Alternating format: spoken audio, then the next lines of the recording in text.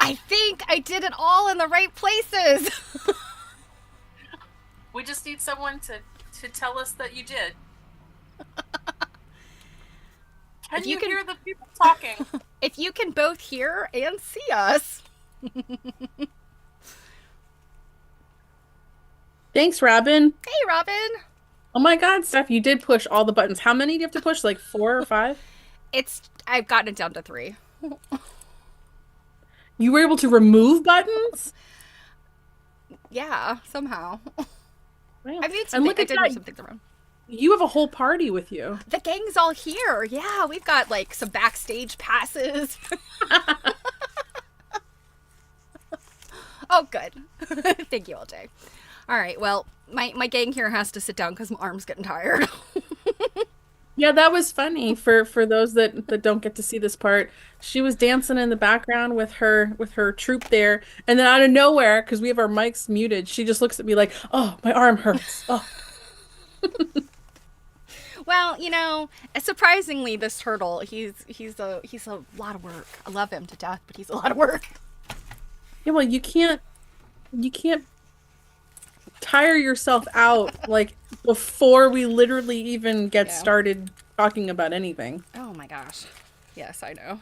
And please don't like put yourself in a QuiltCon lanyard news. Exactly. Yeah. So, what are we going to talk about today? Well, I've been seeing a lot of people in my Facebook group talk about QuiltCon FOMO. And then I tell Stephanie here, like, hey, yeah, I posted in there. Maybe we'll talk about, some things happening at QuiltCon. And she's like, oh, I've got all my lanyards. And she pulls like this whole big barrage of lanyards, Yeah, this is dusts, only dusts them off the wall. I think this is 4 of them, and I'm trying to think. Like, I know I should have more. How many have you been to? I think I'm missing one. I don't know where it is. This is from last year. Mm-hmm. I had my AQSG thing on it. They went To to say you were working it last year. I was at the AQSG booth, and it's interesting. They got rid of the plastic sleeves, which is fine, but now it's like this. Oh, yes, I have been there since they got rid of the plastic sleeves. Hi, Modart. Oh, hey, Modart, how are you? Yeah, so it's this non-tear stuff, which is fine. It's just floppy, and I guess the one thing I miss is having the pocket to put stuff in. Mm-hmm. But yeah, good times. I do remember people the last time, I think Atlanta, they didn't have a pocket.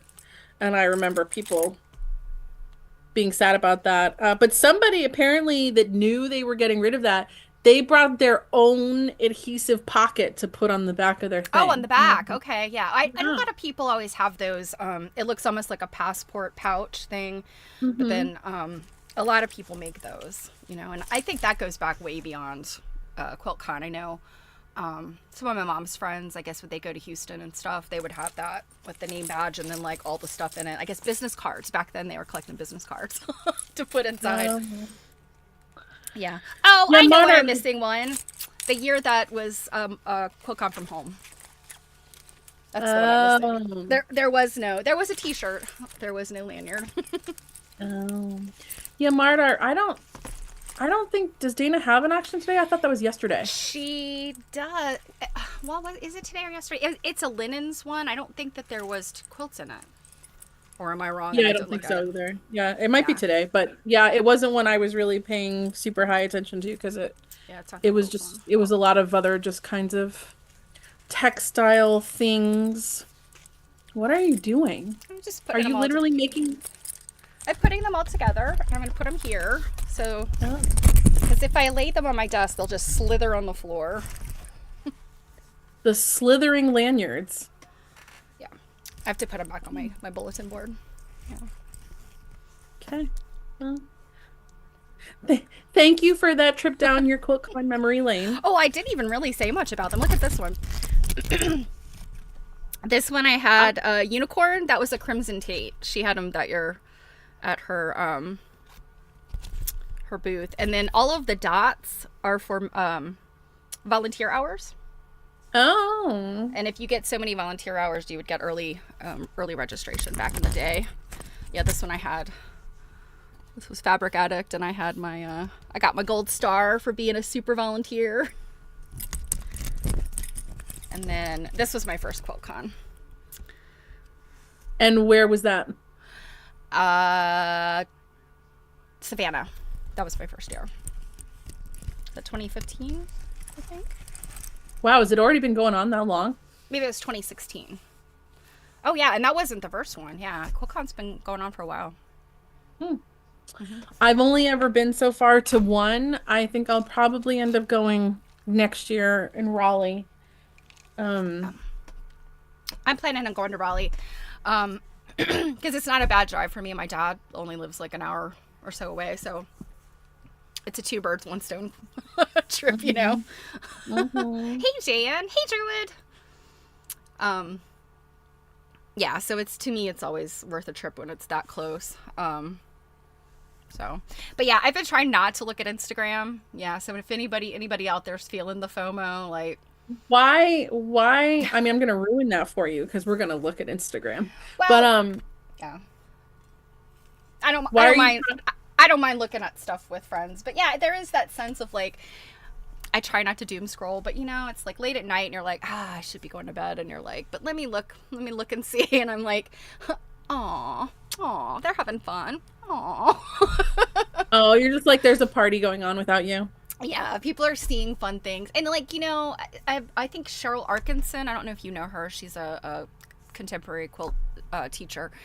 She often teaches at QuiltCon, but for whatever reason she's not there this year, and she I just realized my fan is still on. She posted, I had to have been yesterday because I was posting something on my own Instagram yesterday, and you know, I guess it was a reel, so I was waiting for it to upload.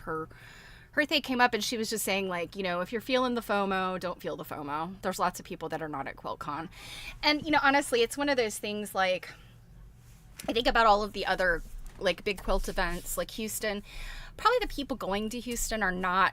They're not the heavy social media, like, you know, you're not getting all the social media darlings in those events that you get like with QuiltCon, because everybody is posting to Instagram with QuiltCon. So it feels, yeah, it starts to, you feel like you're missing out on a lot, and yeah, you are, but it's not a big deal because you can't do all. I was gonna say, things. I don't really currently feel like I'm missing out on a lot just because I was not interested in going all the way over to Phoenix.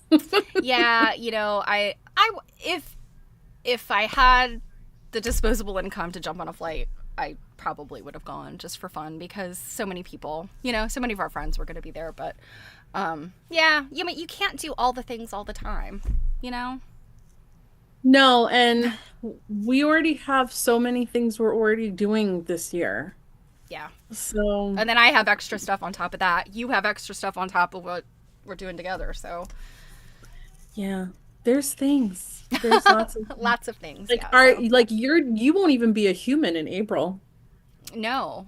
I'm just gonna be this like little pack horse with my little what's the what do they call that, a bindle? You know, the little stick with the at the end, it's called a bindle, and I'll just be like going from place to place with my bindle. Like all your stuff would fit in there. You would have one. You'd be dragging it instead, because you know, it would be it's bad. I've gotten to be a bag lady, you know, when I travel. And once upon a time, I was a very good traveler because, well, I've never been a good traveler, but like packing, I was good because I traveled every single week, and a steamer trunk. Yeah. I actually have one. I have, you know, like one of those old fashioned. Of course you do.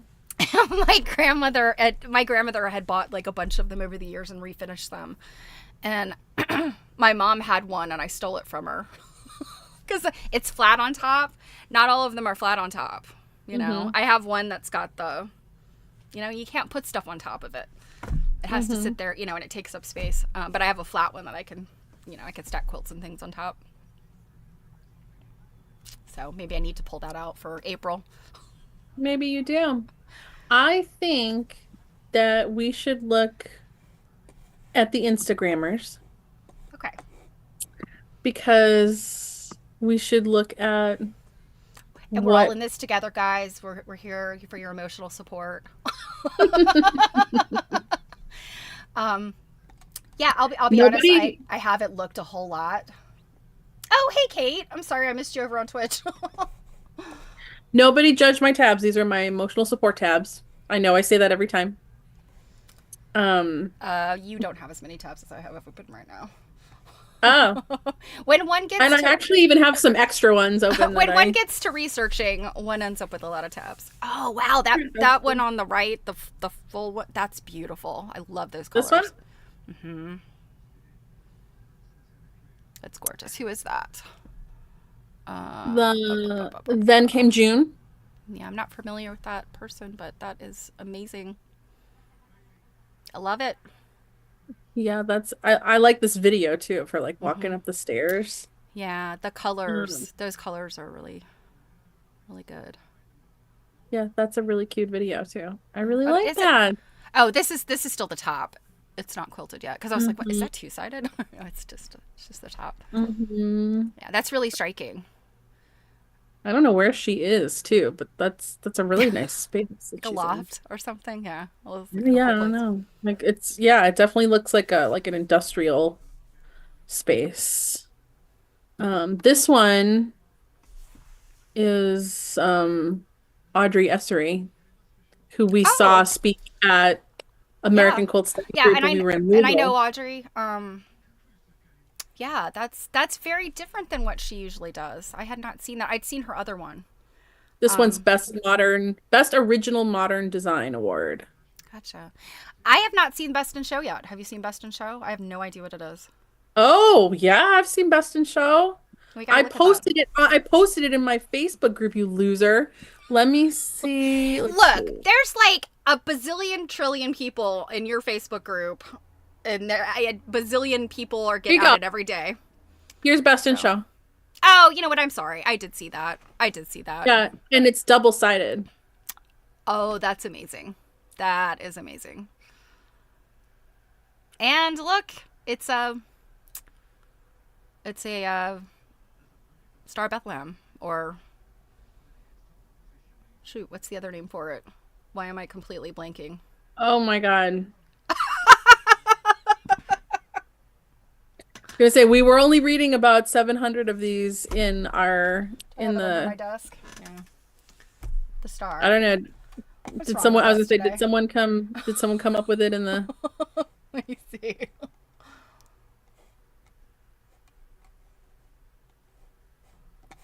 Anybody? Anybody? No. Yeah, I had just searched, QuiltCon Mm-hmm. 2025 and just this one I had just seen posted today. That I thought was very interesting. Also because I find it interesting when, we have men interested in quilting. Sure. Yeah. I think there's more and more men every year, which Oh, is rigid okay. Which is design. okay. You know what? If the men in Big A art would just let us in. See, we've been letting men into our little club for quite some time. Oh, that's a cute. Oh, look at her pants. Her Yeah, pants are quilted. yeah, that is so. Yeah. Oh, those are really cool. That's one of the. I think that's one of the trending themes at QuiltCon this year is your quilt fashion. Yes, Um, there are quite a few reels about, I think one of them was called like Quilt Couture. and I think was it Badass Quilter the other day. She was doing like a pre-quilt con, like sewing some stuff to a jean jacket or something. I can't remember Hmm. what it was. Hmm. That's Joshua very Dunn. interesting. Yeah, I don't know his name. And There's then Teresa, we our friend yeah. Teresa. I feel like Teresa, because I follow Teresa. I feel like every time I went in and was like scrolling, I'd see Teresa in front of a quilt. Yeah. Okay, so that's her quilt, but I feel like I saw her in front of some other quilts where I was like, I don't think this is hers. She was with other people though, so I'm Manhattan. sure she's probably been in front of lots of quilts. Yeah, Mhm. This one's interesting. This one reminds me it's Audrey. of a paint, no, like a what the hell? What's the thing A they paint, hold like a artists paint, hold? a paint palette. palette. It's just okay. That's kind of what that reminded me of. But yeah, that's pretty. I like that. So I think that one placed as well. Oh, oh look, here's another star. That one's very cool. One of the reasons I don't flock to QuiltCon like everyone else does is because I don't generally make these types of quilts. Yeah, Um, I've made some in the past, some quilts that are more modern, but it's not really my jam either. So, yeah, like I appreciate them for their artistic value, but mhm. for me, other than seeing quilts, I go to shows for the vendors because I'm going to be exposed to vendors that I don't get to see otherwise, since, most of them travel the country. And I personally just find the QuiltCon vendors all carry the same thing. So I'm not trying to like dump on anybody or say they're not worthwhile. It's just that's my opinion of, so I my just don't ex- get well, excited my about them. experience with QuiltCon vendors, and a while back. So let's see. Robin said. So LJ said the color of thread in the machine quilting is amazing. Some of the like the innovative things that people do are really cool. Mm-hmm. And being able to like, long arming and other kind of modern quilt making methods Hmm. sort of expand that ability. Yeah, Robin said she made a few shirts and a pair of overalls for QuiltCon. Um, so whatever this category is, Well, this says okay, five quilts entered into QuiltCon, one so got in, four this is weren't that accepted. this specific person, but yeah, this I'm assuming whatever category she was going for, there is one that looks kind of like maybe it is hers. I'm wondering if it's the one in the bottom, This? this one. I don't know if that's showing up. Yeah, this one. That might be the one I saw, but I remember seeing one that had those colors and had that very it's sort of modern. I'm not sure what to call it in terms of like it's equivalent in art. Cubist. Let's call it Hmm. cubist.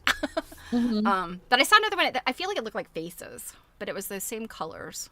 I feel like that color palette is Well, and the show has something, doesn't the show have something like a few hundred quilts in it or some jazz? uh last year was like 600, I think. Somewhere around 600. And they get something like 2,000 submitted or something like that, right? I would venture to guess it's more than that. Yeah. So that red, yellow, and black one, I saw that one. That one came across my desktop. I thought that one was pretty neat. Jackie Pang. First QuiltCon 2025 Modern Quilt. Quilt World Breakthrough Award. Oh, I guess maybe that's a new That's a brand new award this year, made possible by a generous grant from the Maxwell Hanahan. Hanrahan Foundation. I don't know. I've not heard of that. This reminds I me don't. of Alice in Wonderland and like the Queen of Hearts. It reminds me of something else. Honestly, the black and gold reminds me a lot of my college colors. Both universities that I've gone to had black and gold as their colors, and I feel like anytime I see black and gold, especially the striking, that's where it takes me. But with the red, it reminds me of something, and I can't quite put my I can't quite just put my finger on realized it. that my graduate school colors were like black, red, and gold, I think, for Wake Forest. I have no idea what UMass Boston's were because I could care less about sports. So, like, whatever. Oh my God, look at this dress. Okay, so Oh, oh, that's really cute. the quilt they're in front of too is pretty cool. Actually, even her dress with the teacups, that's cute. Who is this? Let's see. So So hard for me. I looked up the Maxwell Hanrahan Foundation. They started so Della Maxwell and Pat Hanrahan started the foundation in 2018 to support individual scientists, teachers, conservationists, and creators. That's And quite a they big have swath of different people. Yeah, they have an awards in craft. So artisans, craft people, tool makers, tradespeople, and artists bring unique problem-solving perspectives to the expansive field of craft. So, yeah, this is interesting.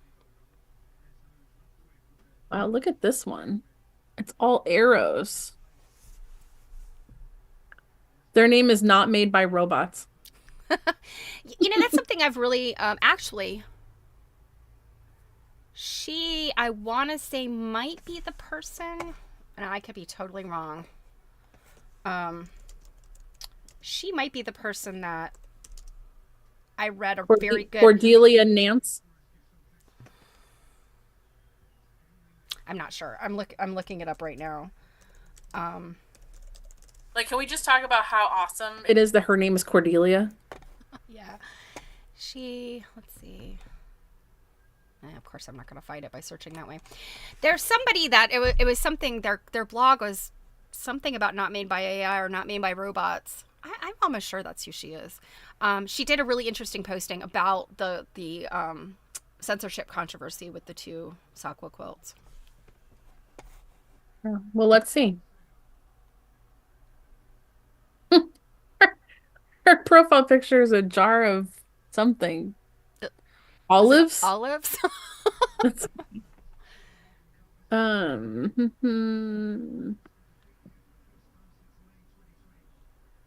Oh, look at the doggy. Oh my God, that's cool. That is very interesting.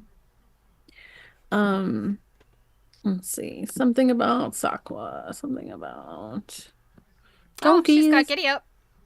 That's Giddy Up. Mm-hmm. God, does she make like a quilt a week? I don't know, how old are some of these posts? You're going back to last QuiltCon, I think. Oh, so she doesn't post very often. Maybe not. I don't know.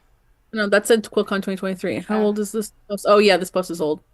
Yeah, 150 weeks ago. I may be thinking of the wrong person, but or she just posted somewhere else. No, it was her blog. She has the person I'm thinking of has a blog. So gotcha. And I came across it when I was looking at some of the censorship stuff. Wow, this is very. Is it painted?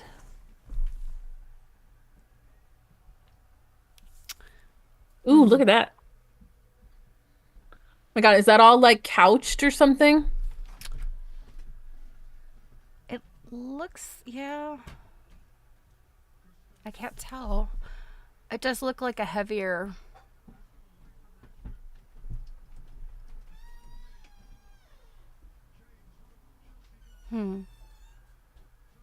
Oh, poor thing. 3rd miscarriage. Oh, and this one was for sale too. Yeah, so the threads are couched. Those yellowish ones, I guess. Oh, I guess these are multiple. Let's see. Starting the post of other people. Oh, other people's work. That amazed me. Oh. Thought we were going to go see more of that one. That was very, very, very cool. This one looks like someone dropped like paint all over it, like paint pouring. Oh. Oh, yeah, the little circles.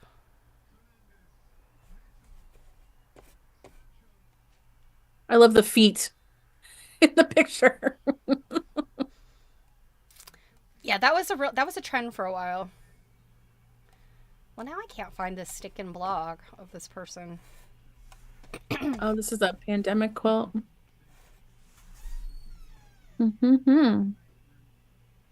Oh, yeah, I see that.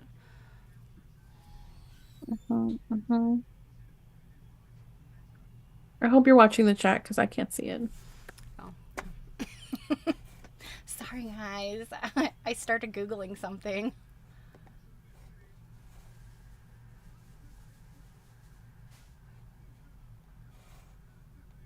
And of course, our friends at AQSG are at QuiltCon as well.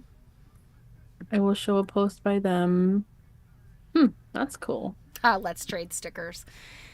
Yeah, so if you've never been to QuiltCon, well, I feel like it's kind of always been a thing. Like anytime you get together at some type of event in the sewing and craft or knitting world.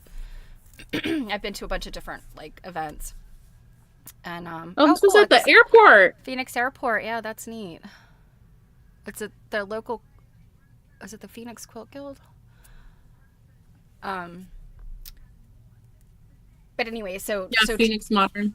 Trading things has always been a thing. I remember going to was it Art Fest, and that's like a mixed media type of art making back in the early 2000s, and you would make like 100 little items to take and trade. And I see that has come full circle to QuiltCon, where people, of course, make their own stickers. Stickers are a big deal.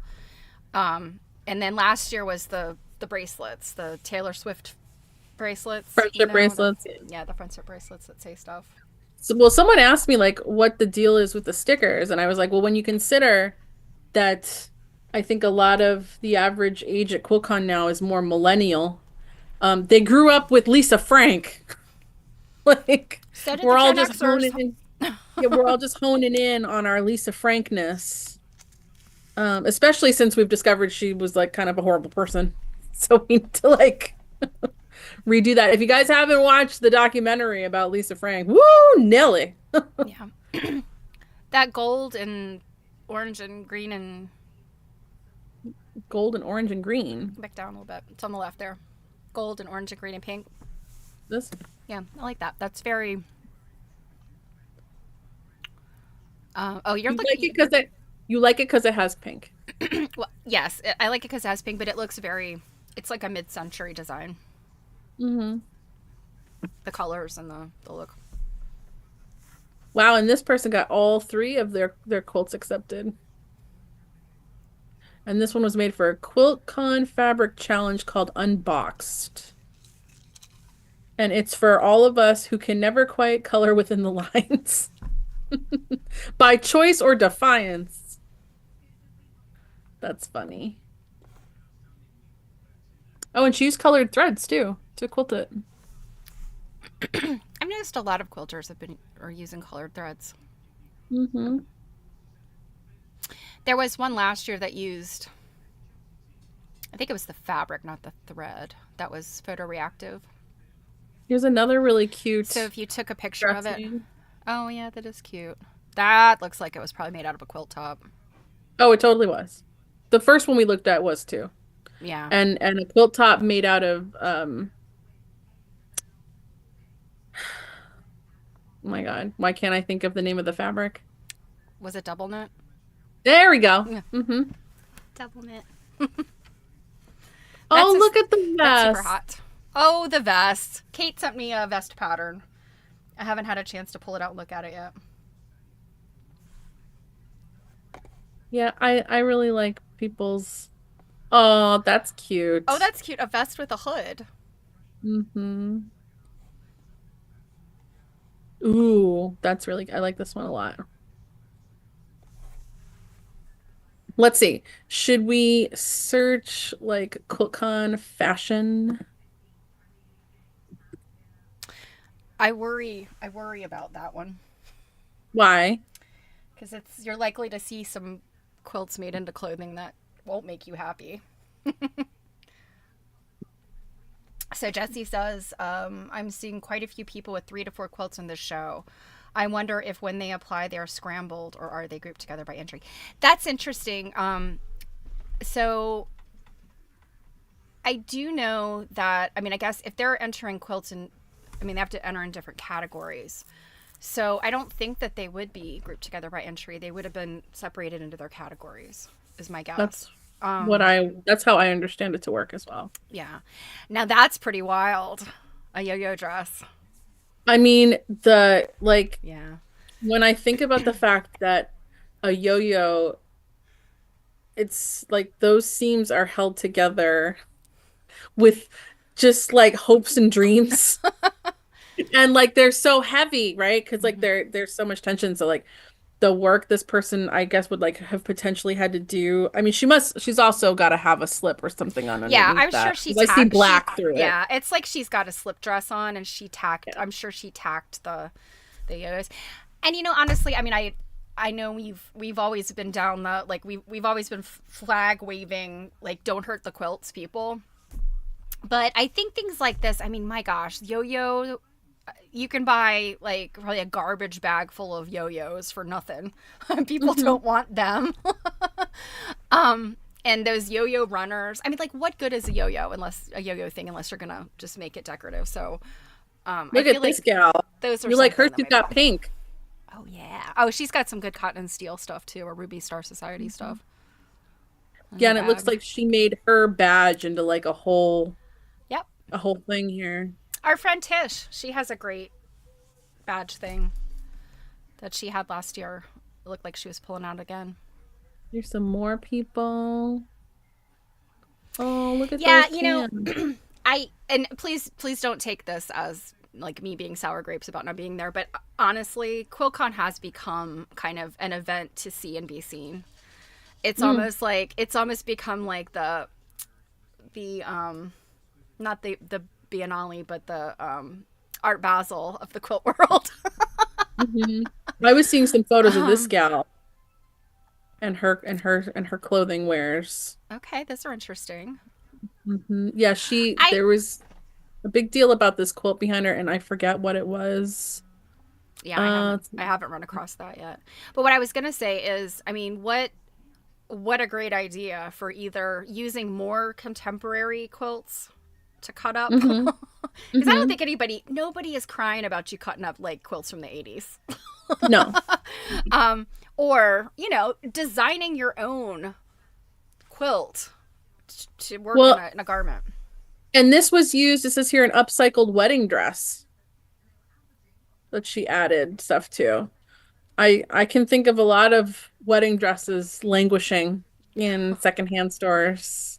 Yeah, there you go. There's a quilt. Wow, look at that thing. Yeah. That is some effort. Sounds like half of me is like, did she miss her calling? Is she supposed to be a garment maker and not necessarily a quilter? Because holy moly. Yeah, that is really beautiful. Wow. Yeah, Jesse said, it seems this year the embellished long sleeve overalls jumpsuits are a thing. Yes, and you know, with jumpsuits, I actually have a couple jumpsuits. They're pretty loud, so I typically only wear them to things like this. One of them is an actual Dickies jumpsuit that I hand dyed, and it's really wild. The other one is a jumpsuit I made from scratch. But a bunch of the indie sewing patterns came out with jumpsuits over the last couple years, and so I think that they are definitely trending. There's a big flea market thing in Baltimore in I can't remember where the building is. It's a really cool building where they had it, and somebody was sitting in some space just taking pictures of people. Like, it was obvious they were calling them over, like, come over here, I want to take a picture of your outfit. Oh, okay. So it was this whole reel of people's outfits, and there was quite a few jumpsuits. So I was like, yeah, jumpsuits are definitely still trending.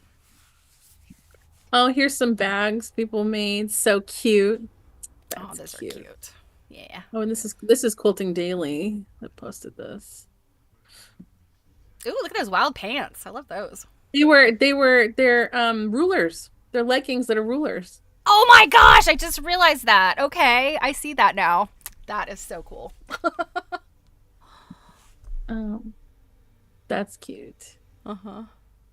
You know, it's so funny watching everyone wear these quilted jackets. They're great and everything, but I gotta tell you, I run hot, especially in a convention center. Yeah. I could not be one of these gals wearing a quilted coat in a convention center. That's cute. It's giving me lots of 70s vibes. Yeah, and I love their shoes too. Their shoes are very cool. Oh, here's that same girl in a different dress. Good Lord, how many outfits did she make? Wow. And hers, let's see. Tell us about. So I'm trying to figure out. Like, I'm wondering if she designed that quilting based on the garment itself. Mm-hmm. Oh, that's cute. Oh my God! Look, and she has this little ruffle at the bottom. Yeah, I am loving all of the fabric that I recognize still. Well, it's even like, hey, get a picture of that lady's butt over there. She's bending over. Very nice and subtle. Those look like sun prints. Mm-hmm. It looks like we just had an exhibit at the museum that was that Cyanotype. yes. Thank you very much. She made a tiny little puffy. You know what? Half me wonders, was this the beginning of a puff quilt and you got this far and went, screw it. This is not becoming a whole quilt, it's becoming a vest. Yeah, I don't know. And like every person I know that's ever made a puff quilt has been like, why did you people let me do that? I am going to murder someone. I was trying to see. I don't think that was your traditional puff quilt because those you No, I know. I was square that she pleat. Yeah, that one didn't look like it had the pleats in it. It looks like she probably just stuffed it. I That think one's this one pretty they're also neat. trying to get a picture of her earring, which is a star. But that collar is very cool. It's been stuffed. Neck warm. Mm-hmm. Yeah, there's some great. Yeah, it's definitely. I almost feel like if QuiltCon, Jumpsuits. There's literally a thing that says yeah, jumpsuits. if QuiltCon was like knew what they, well, if what they could have there, they should have a category for the clothing. Maybe they I feel will. like. Yeah, maybe they will coming up in the future. I did see that someone has like a booth set up or something that's set up as a little runway, so you can get pictures of you like walking on the runway or something. I thought that was That is really cute. fun. There's Mary Oh, look Fonz! at that! I didn't even know she was there. Yeah, I did know that she was going to be there. She messaged me and asked if I was going to be there. Yep. There's our friend. They they matched really, really well, even Yeah. down to the hairstyle and color. I did see a picture of Mary's mom on another. Okay, well, there's my own work there. Where? What did I go by? So the heart thing on the right hand side, that's This? mine. Yeah, that's Really? for I don't know when. That must have Oh. been how would I have it tagged with? You put it on for Valentine's Day, but 314 weeks ago. Oh, I'll make it available after QuiltCon. Yeah, 2019. Yeah, I don't know if I ever made this this pattern available. This is very cute though. If anyone is interested, I yeah, it was the Sailor's Valentine. I drew it out. It was when I was like hardcore into English paper piecing. Are you not anymore? I haven't done any in a while because I've just been working on other stuff. So I was gonna say like you did some not too long ago because I physically witnessed it. well, yeah, I did a dance project, but I haven't done anything like that in quite some time. So Robin said Dee Dee Brew Crew and Just So Viv have both run into Mary. Yeah. And I saw Just So Viv was there, and then I didn't know Dee Dee was there. I haven't heard, oh my God, I haven't heard Just So Viv in quite some time. Yeah. Has she been lurking on your I'm not sure. your I haven't stream? yeah, I haven't talked to Viv in a long time. Mary Ann Tea Cake. I know they were at Festival of Quilts together at some point over the last few years, but that was kind of the last time I saw her. Aw, our friends! Yeah, here's our friend Carrie and Becky, and then this person in the middle here is Colleen Picorni, who is one of the founding members in my Facebook group. She also was part of a quilt in here. And then do you guys, the thing that stinks about Instagram is I can't zoom into the photos, but you see these stickers right here?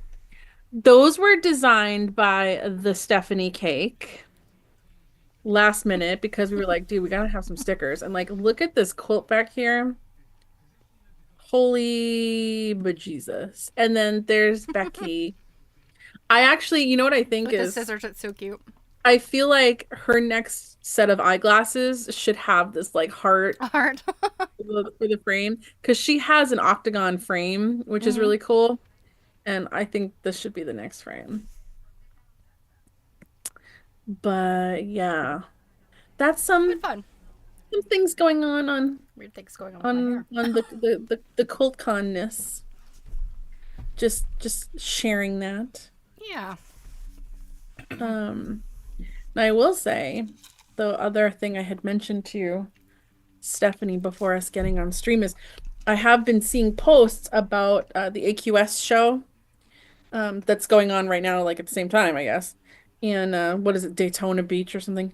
Yep. And I have to say that after the whole, SAQA censorship thing, I have not at all been engaging with those posts. Now, that makes me feel a little bit bad for the quilters in that show that their what's the word I want? Their exposure is obviously hurt by AQS's behavior. Yep.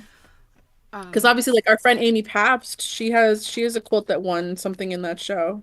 Does she have But something I at QuiltCon? don't know. I haven't seen her post about QuiltCon.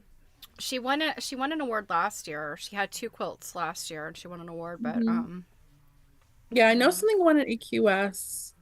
Jan Yeah, said, "I think Ruby Star had a jumpsuit day." they should.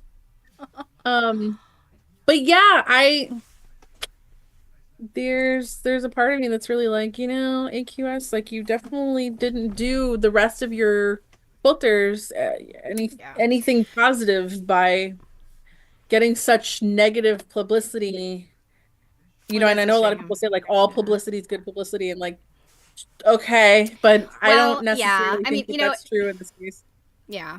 I mean, I thought about it, and I think I posted it in the Young Millennials post that you'd reposted one of my posts from my page. Because I can't trust you to do it on your own. I think I had made a comment. It benefited the 2 women whose quilts were, or well, I keep saying quilt. Yvonne's piece is not a quilt; it's a quilted object. It's more of a sculpture. So, but those 2 pieces, I mean, they very well may have sold their quilts. Laura's may very well have gone to IQM, and Yvonne's may have very well been sold as well. But the fact that they pretty rapidly got those the sale and the acquisition, certainly AQS helped them. So it's kind of like it's one of those double-edged sword things, like for those 2 individuals, it was a great thing. They got lots of publicity. Hyperallergic picked it up. I mean, that's their major contemporary art, publication. But I mean, at the expense of Everyone else. yeah, I mean, all this continuous censorship, and I so many people have said the exact words that I've said, like, and said it better than I have. So, Which exact words? just the fact, like, I mean, it's so ironic that this is has always been even though today contemporary modern, with a lot more men involved, but this has traditionally been a women's art and craft form. It and women's issues are I mean, it's just one of those things, like like the irony of wanting to censor something that I know that they were looking at Laura Shaw's quilt because it does talk about reproductive rights and abortion, and they looked at that and went, oh, the conservative Midwest can't handle this, and I guess because Florida's pretty conservative too, can't handle this, so we better take that out. And then I mean, the whole thing about Yvonne's piece, sculpturally, she never said anything about exactly what it was. They jumped to the conclusion that it was something uterine. I'm sure is what they thought. which blows my mind, because it's also like just having uteruses are offensive now. Okay. Yeah. Well, it's funny, just this, all of this stuff, like the censorship of women's bodies, and I mean, you guys that hang out with me on my stream, you guys know that, like, I don't get political, but I am like a card carrying / baseball bat carrying feminist. Like, don't mess around with ladies' rights, people. Okay, 50% of us make up this world, and all of it. Well, came and without out of a woman. Yeah, without us, we're not having any more people in this world. Yes, exactly. If you're a human, you came out of a woman. So how about a little bit of recognition to your mother, if nobody else?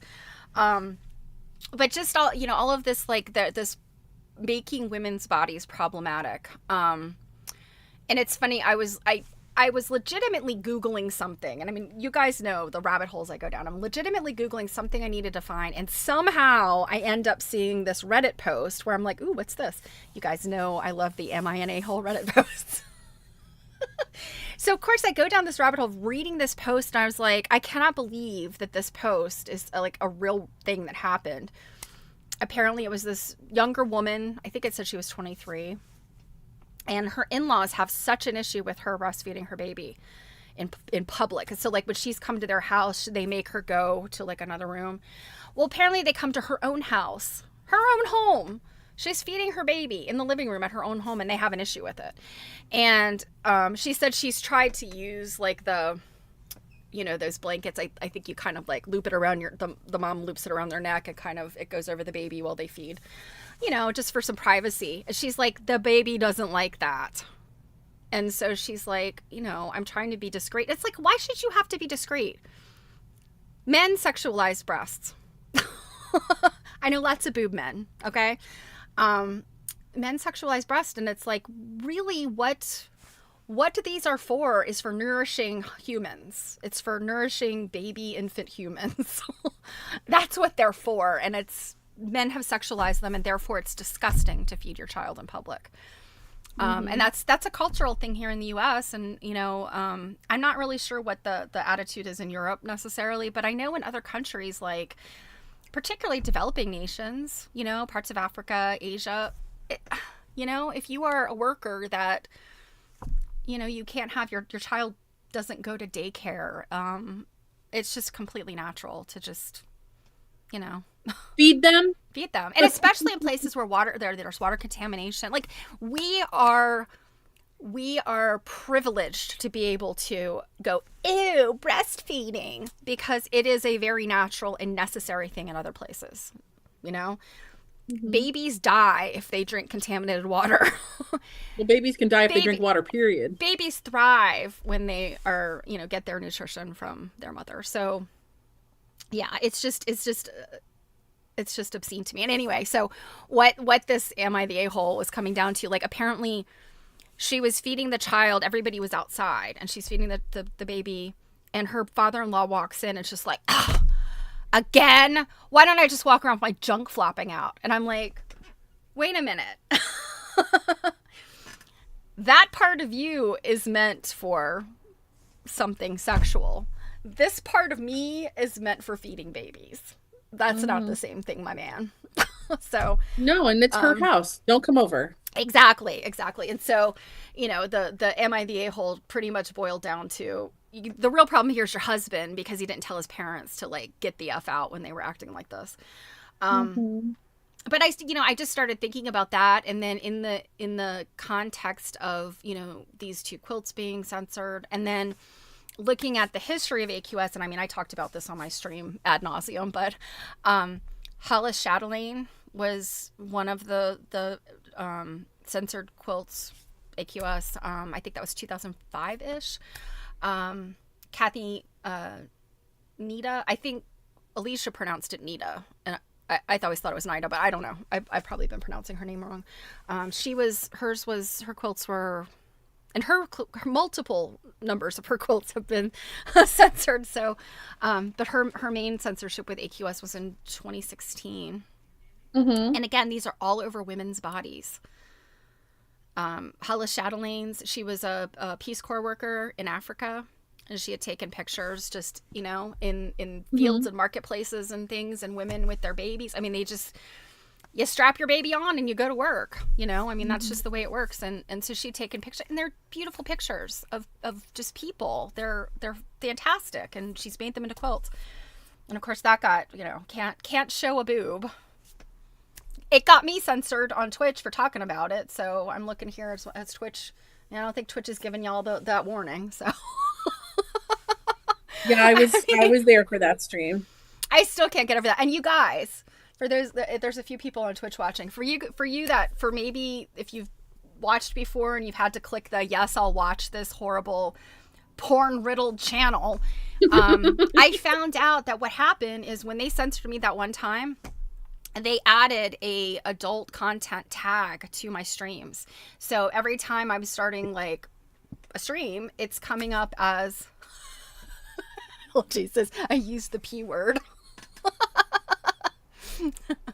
God forbid I used the real word for male genitalia. I believe our various discussions about boobs also set it off, but I showed the quilts. I also showed the quilts, and I would say Hollis Chatelaines. Apparently, you know, you can play video games on Twitch that show all kinds of things.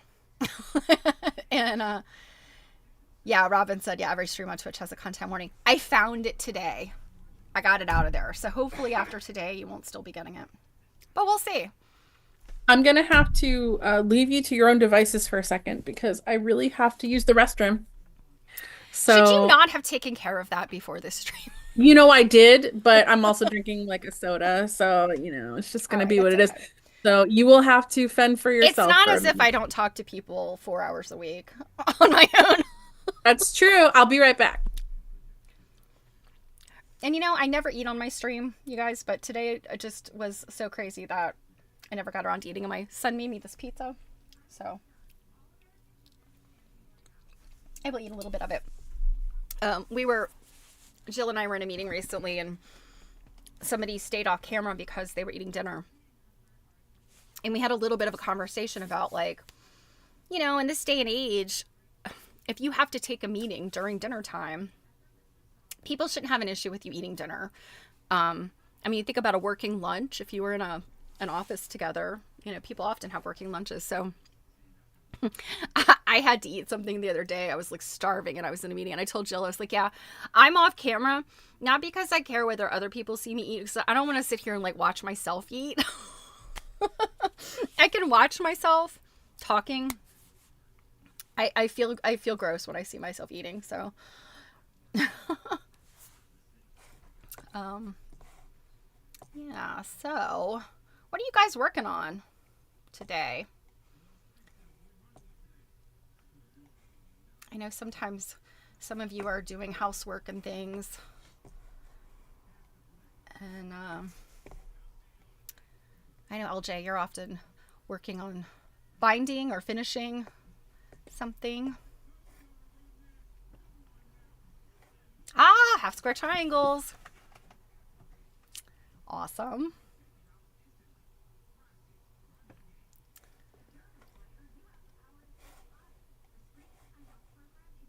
And what's the weather situation for everybody? Oh, Jan's working on some scrap blocks. Very nice.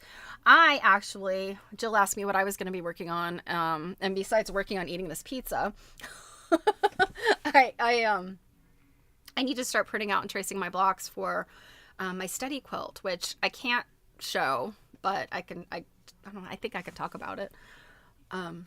Let's see. So LJ, 20 more blocks in the air. Oh, I'm sorry. Birds in the air blocks. I'm trying to think of what those look like. Is that the one that's, no, that's something different. I can't remember. I'll have to look that up. Robin is cross-stitching. Oh, Fat Quarter Shop, Hometown Neighborhood Sunflower House. Oh, I don't know if I've seen that one, but I have seen some of their cross-stitch patterns and stuff, and they're very cute. Our friend Molly has been working on some really fun cross-stitch stuff. I saw on her Instagram, she puts up some really, really cool, like, in-progress pictures. 10 triangles in a big half square triangle. Okay. Yeah, I think I know what you're talking about. It's the half square triangles where, like, if you were to make them a certain bunch of colors, they would be like ocean waves, right? Like that density of triangles, I think. Yeah. Okay. Half square triangles on point. Yeah. Actually, let's see. It's never far. It's never far. Okay. Yeah, that's what I thought. So let's see. Trying to find it in here. Birds, birds.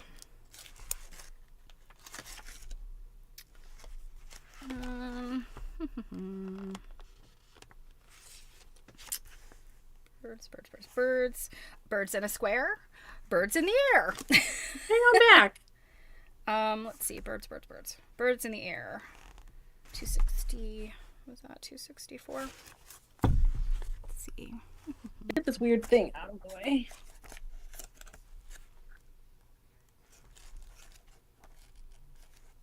I also had to grab a quick snack because your pizza looked really good. Let's see. 2341. Where are you?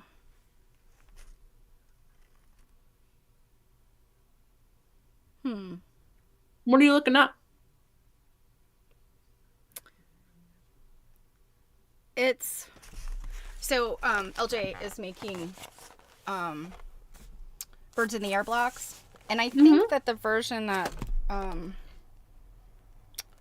Brackman has might be a little bit different. I think she's saying this one is birds in the air, but I'm wondering if you're doing something that's more like a half of the thing with these.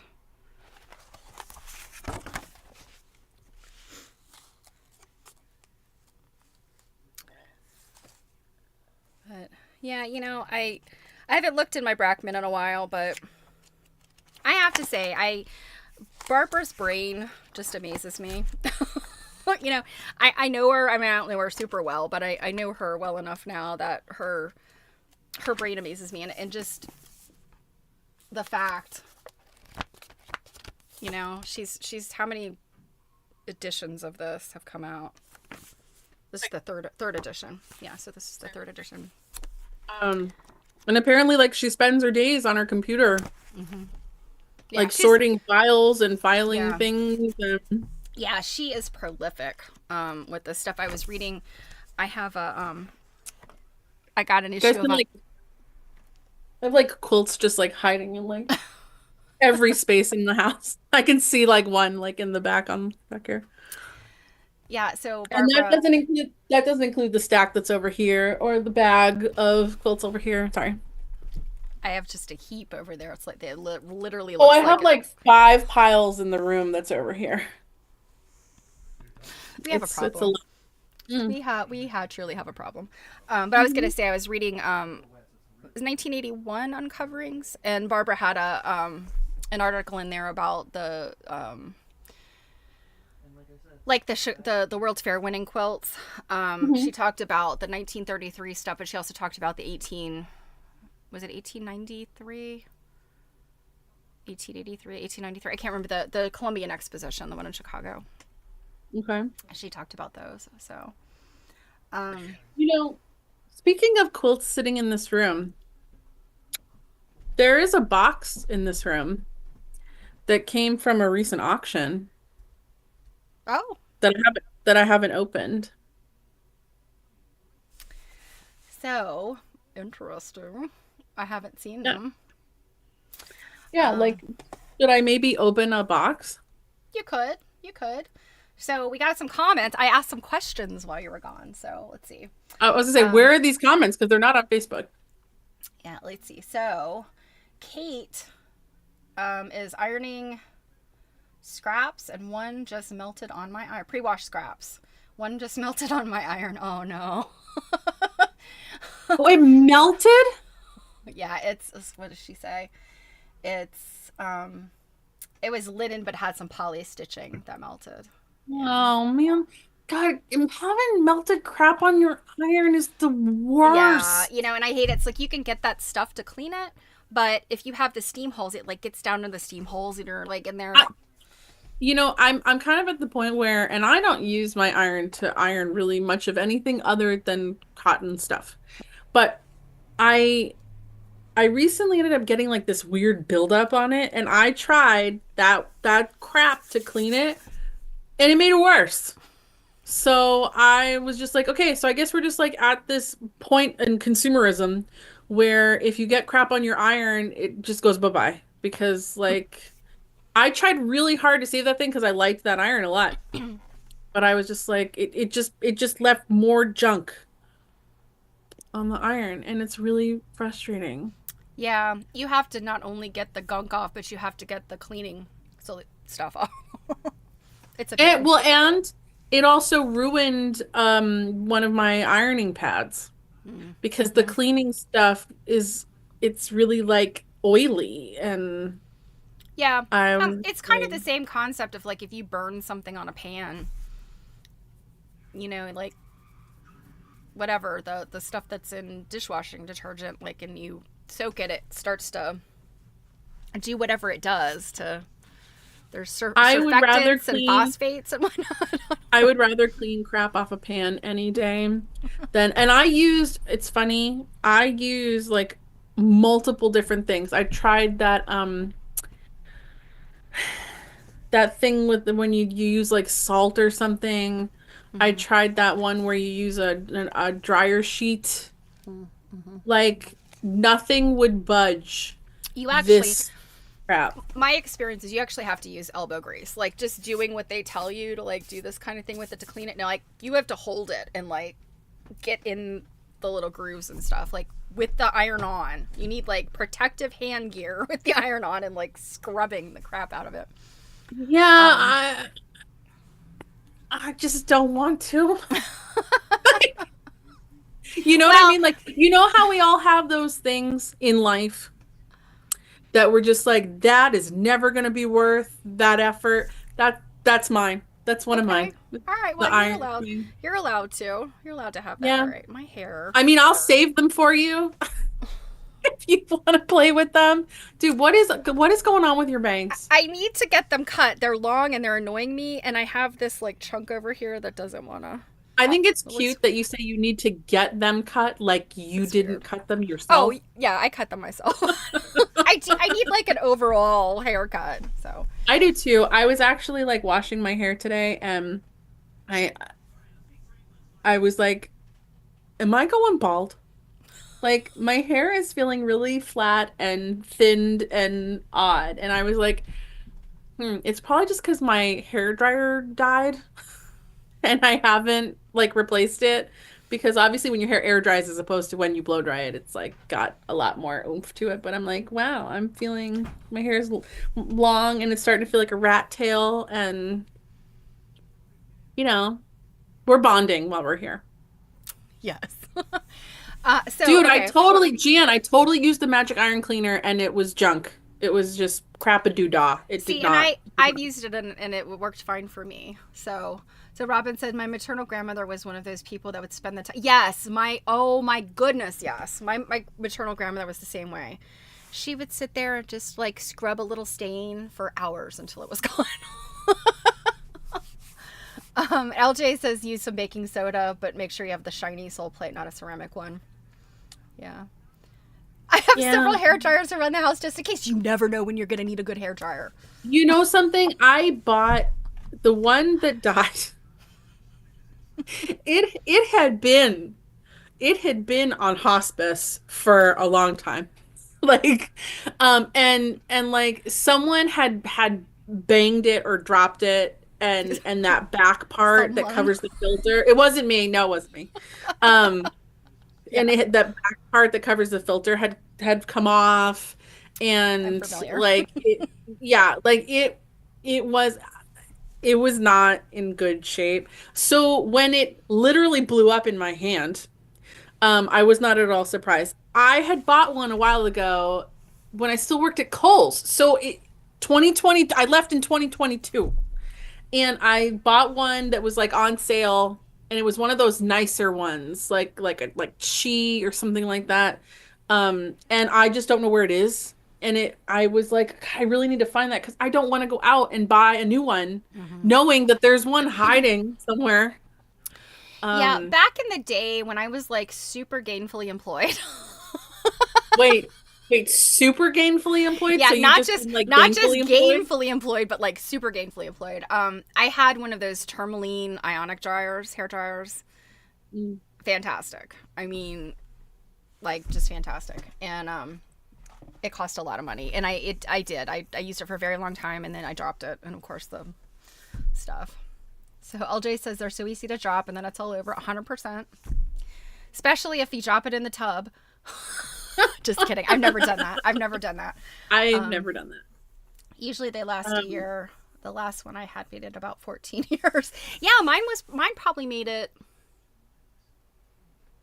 Mine lasted a long time. 10. But yeah, I don't blow dry my 8. hair. I don't blow dry every day. Yeah. And often I don't blow dry it like completely, just parts of it. So like yeah, I never blow dry my hair every day. I have not blow dried my hair now. Like I might have had to use my mom's hair dryer when we were at a seminar, maybe, because I had to like blow out my bangs or something. I don't know. Yeah, that's usually what I'm doing is I might be blowing out some layers or something. But yeah, half of me today when I was like washing my hair and just feeling like, wow, my hair's getting kind of long. It's feeling like, maybe it's time to like cut it and like, do some things to it so it's not feeling depressed. Like maybe that's what it like. I know I wear it up a lot, but like maybe my hair is just feeling depressed. Yeah, those ionic dryers are really good. I miss an ionic dryer. So I guess we have agreed that I should open a box. Sure. Yeah. Pull it out. Let's see. Okay. I'm gonna try to get off the couch without like moving the computer that much. Or like having you just stare at my butt. Yeah. So LG, I'm assuming you mean me. I guess, yeah, because Jill doesn't have a fringe. See, I've been going for like the Bieber flop, not Bieber, the Justin Bieber, hair thing. I've always tried that, and it's never really worked until recently. But now it's stopped working. I feel like it's. Thank you. I appreciate it.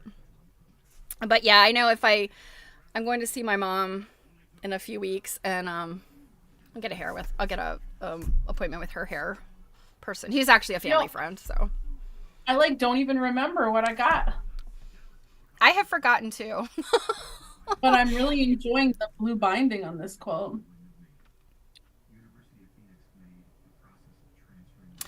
Oh, thank you, LJ. Yeah, it's my hair is actually quite fine, but I have a lot of it. So each individual piece of hair is like very fine, and it gets frizzy really easy because I have some natural wave back here. I have hair like my father, which is straight in the front and curly in the back. And yeah. Oh, the basket. I forgot about the basket. So if you guys watched, what was this? This was Dana's, or no, this was the AQS job. Yeah, I was going to say this is the seminar auction. Mm-hmm. So yeah, so did you get 2 quilts or 3? I think I got 2. But yeah, you guys can go watch that replay if you didn't see it and you want to. We were with Julie Silber, you guys. If you didn't see that one, it was us and Julie Silber. Oh, yes, I love this one. They did just such a great job with that little, I mean, would that be a shirting? The white, is that considered a shirting print? Oh, yeah. Oh, yeah. Yeah. It's so very sweet. That little print on the back, and then they like flip-flopped the color reversal thing. Yes. Mm-hmm. And then remember this shirting print? Mm-hmm. Yeah, that one's so cute. Yeah. And I really, like, I didn't pay attention during the auction, but the binding is this cute little blueprint. Oh, yeah. And is that on the back, or is that's completely separate and different? What's on the back? It's completely separate. The back is just a plain. White? Mm-hmm. Gotcha. Yeah. It's like what we would probably consider today like a muslin. Mm-hmm. Yeah. LJ says very similar block to my birds in the air. Yeah. See, that's what I was thinking. In your case, what you described, that's what I was envisioning. Like that one half of the basket, that's in my mind what the birds in the air looks like. This one has some really bananas quilting on it. This one, I I vaguely remember, but I can't think of what it looks like. This one's big. And do you remember who donated these?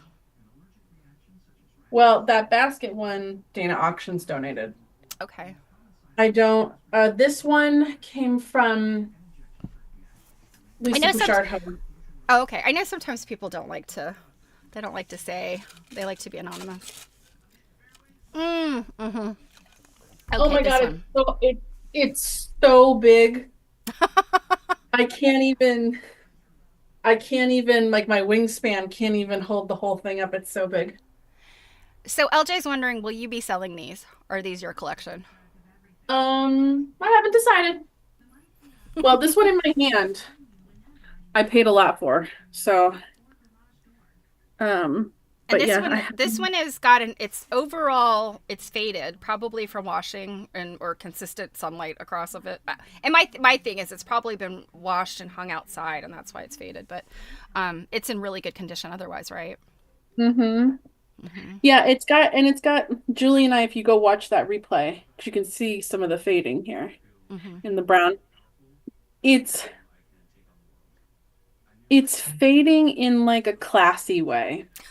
Where a lot of times in fading, right, you'll have a quilt that just has this big stripe Yeah, of because fading across it. it was folded and faded. This one, I guarantee you, this one was gently used. It was probably hung outside, and Yeah, so the fading seems to have a little bit to do with where the scrunching from the quilting is. yeah, that's why I'm thinking that it's from washing and drying that made it like that. Because that's the kind But of yeah, wear the you see. quilting in this thing is just bananas. Are you seeing that well enough? I can see it. It's yeah. It's like Very different nice. quilting in every border. And then the center. It's So crazy. pretty. So very Crazy. pretty. LJ, are you telling me that if I do sell that you want first dibs? Is that what you're saying? And then I also just realized there is another box here that I got months ago that I know who it came from, but I don't remember what's in it. Oh my gosh. Jill, granted, if Are I've you judging me? I am. And it's probably just because I have no self-control. When I get something, even if I 100% know what it is, I rarely can let it just sit there unopened for like more than a day. Oh no, I'm notoriously a terrible box opener. Hold on, I need scissors. Well, I always have to just check and make sure like it didn't get destroyed, it didn't get damaged. It's what I think it is.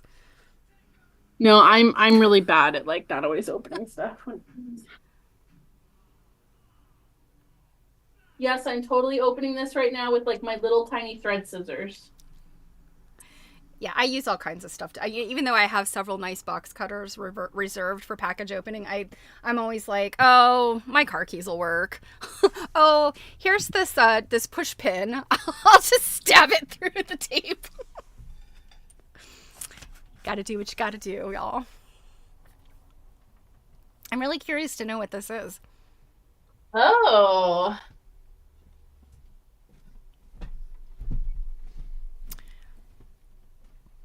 Well, in the meantime, I think Robin mentioned that the weather in Reno is nice. Quite spring-like. I think we're getting. I think this morning we were in the 20s, but we've gone. The weather here has gone like exponentially nicer. Hey, Eva, long time no see. How are you? Eva Little of the Little Chip Report? Yeah. Hi, Eva. Eva Little of the Eva Little Chip Report, yes. That has been a long time ago. That's a blast from the past. Well, this is very pretty. So is this cheddar and navy? Is that navy blue, the block? Yeah. The... Yeah, it's a really dark navy. I got this from another dealer who's they're not a quilt dealer per se, they're a quilt repurposer, but they only repurpose really tattered stuff. Mm-hmm. So if they have stuff that's in better shape. Now this does have like some issues. Like there's some issues here where the brown isn't doing super great. Oh, yeah. Brown is such a problematic fabric. Yeah, but there's some, this would definitely be like a really good like folded or study because it Mhm. does have like some really Oh yeah, great very nice. fabrics. Very nice. Here's Yeah. some So pink. Robin likes that one. LJ says navy alternate blocks are fetching, and I agree. I think navy and cheddar look so good together. Mm-hmm. Or Yeah, this is just like chromium. a Oh lot of yeah, I different. love those stripes. I think those stripes are so great. So there's this. Eva says weather is nice, only single digits in the negative.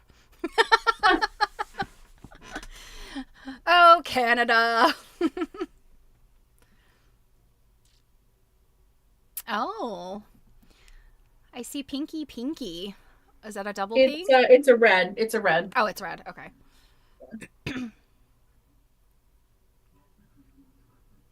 Oh, wow. That's The pretty. backing fabric on this though. Oh.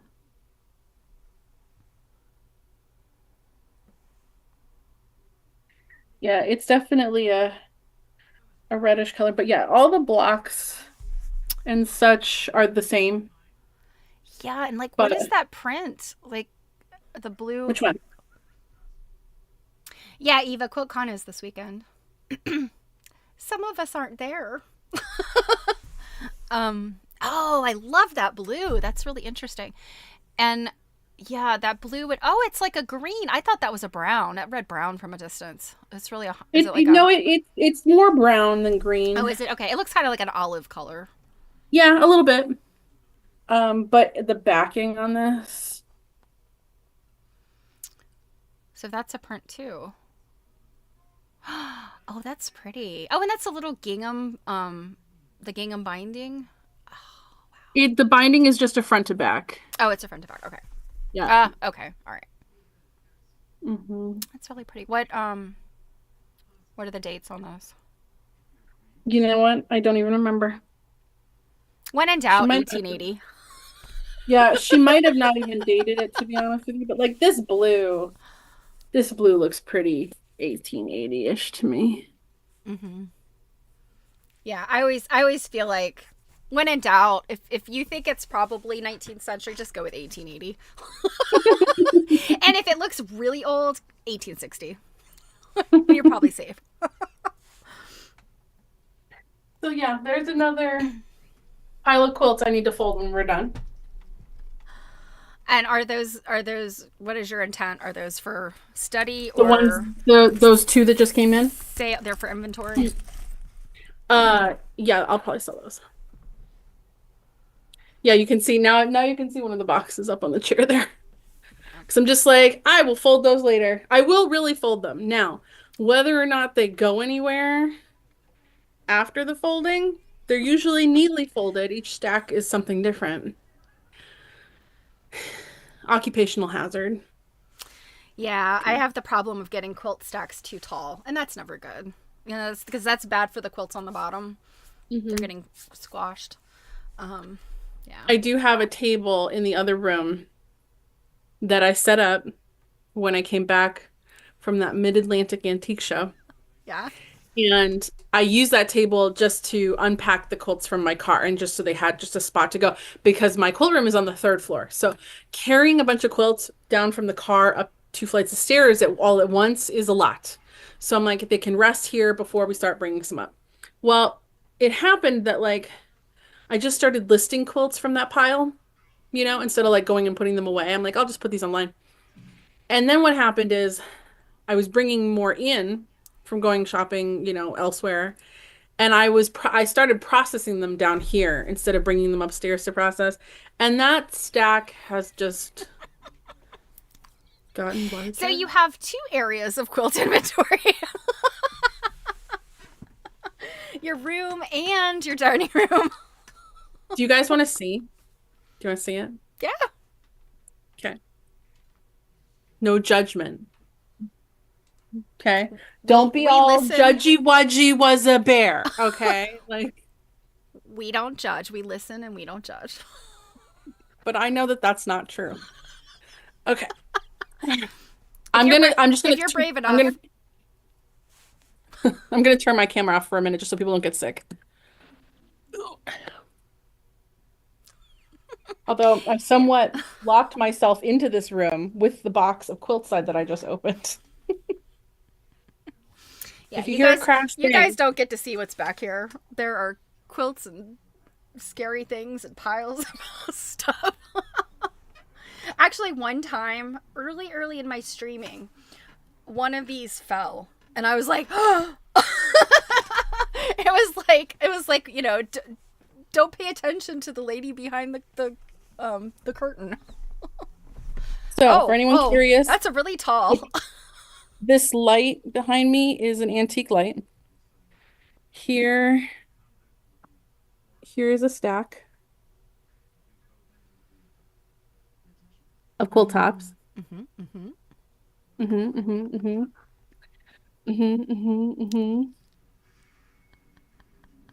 don't want to reveal everything in this room. Here's another stack of quilt tops.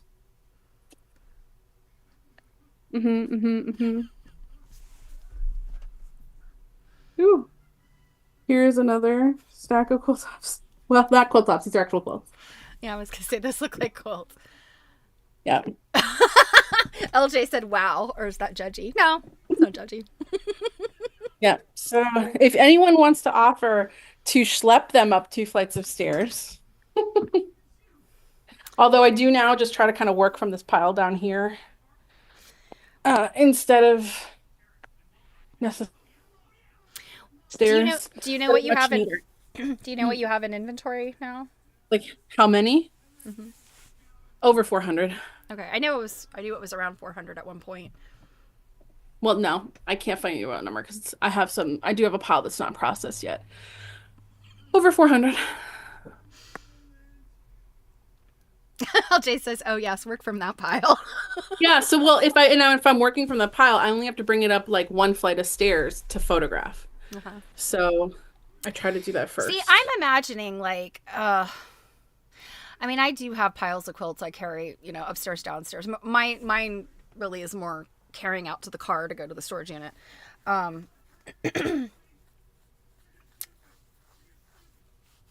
But I feel like if I had a lot of quilts to drag upstairs, I would get one of those little children's sleds.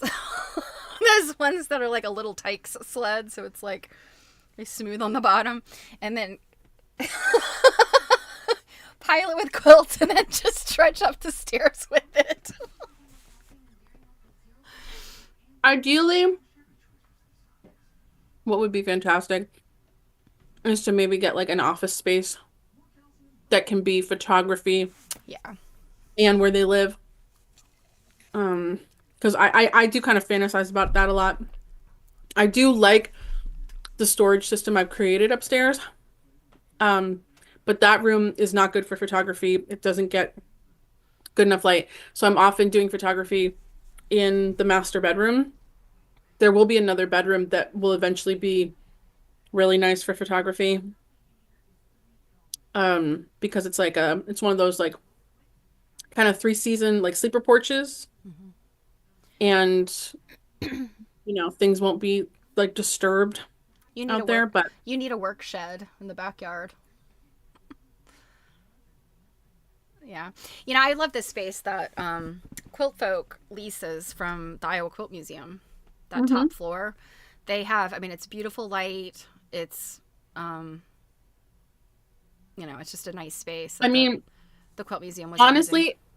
If for any reason the New England Quilt Museum didn't have a library anymore, that space I could lease from them because that door locks, and use that space because it has really good lighting in there.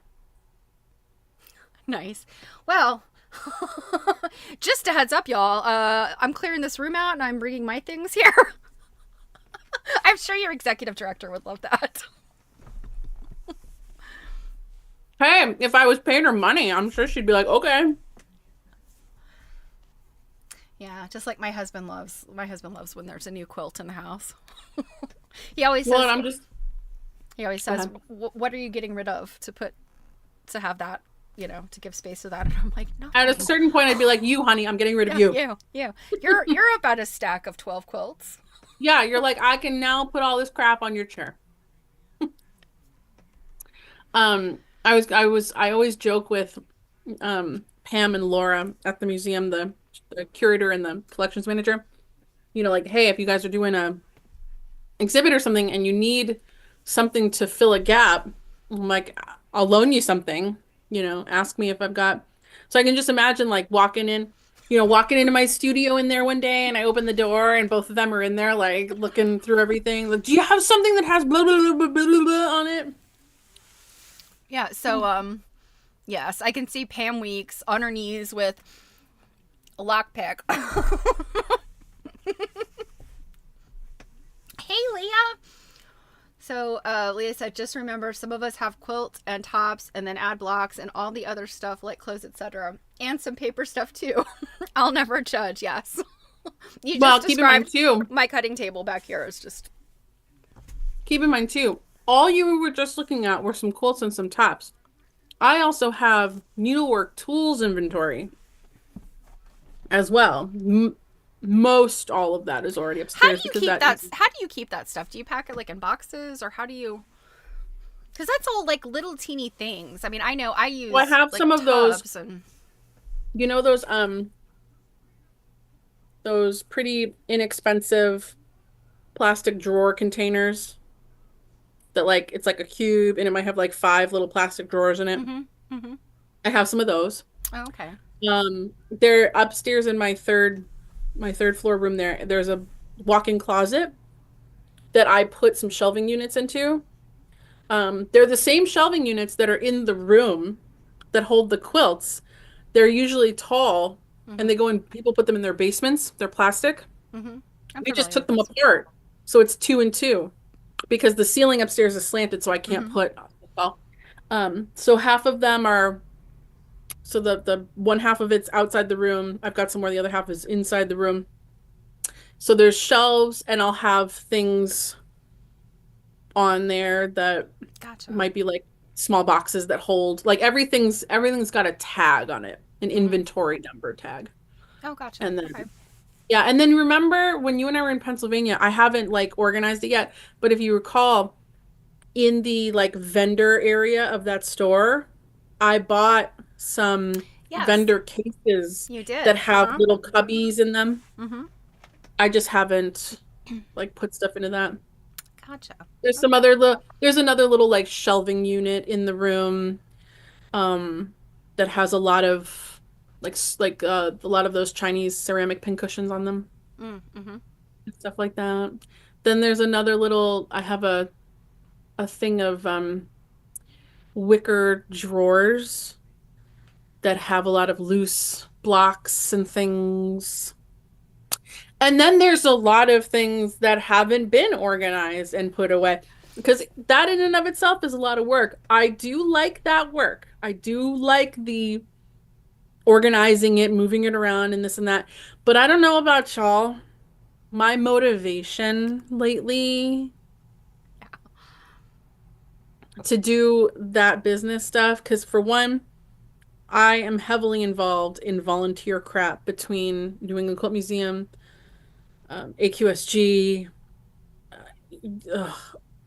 doing stuff that we do here. This is unpaid labor.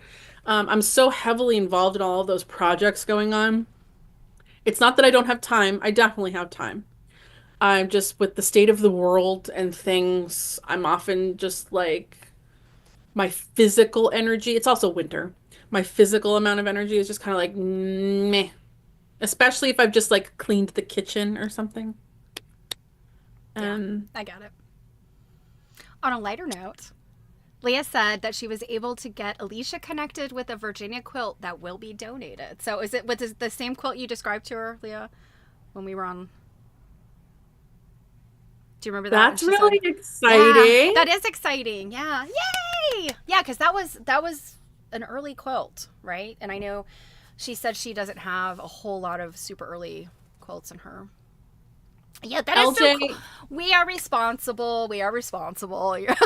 So do you think like we should get like a mention in like the accession tag? Oh yeah, yes. Well, I'll be sure to get in touch with Alicia about that. Quilt Nerding must be.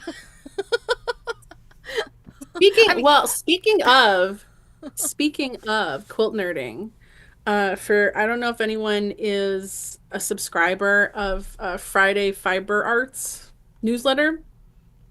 Um, but I got an email today. I am not a subscriber of that newsletter. I'd never even heard of it before, but I got an email today about the fact that we were mentioned in that newsletter and our interview with Alicia with a direct link to like go watch it and stuff.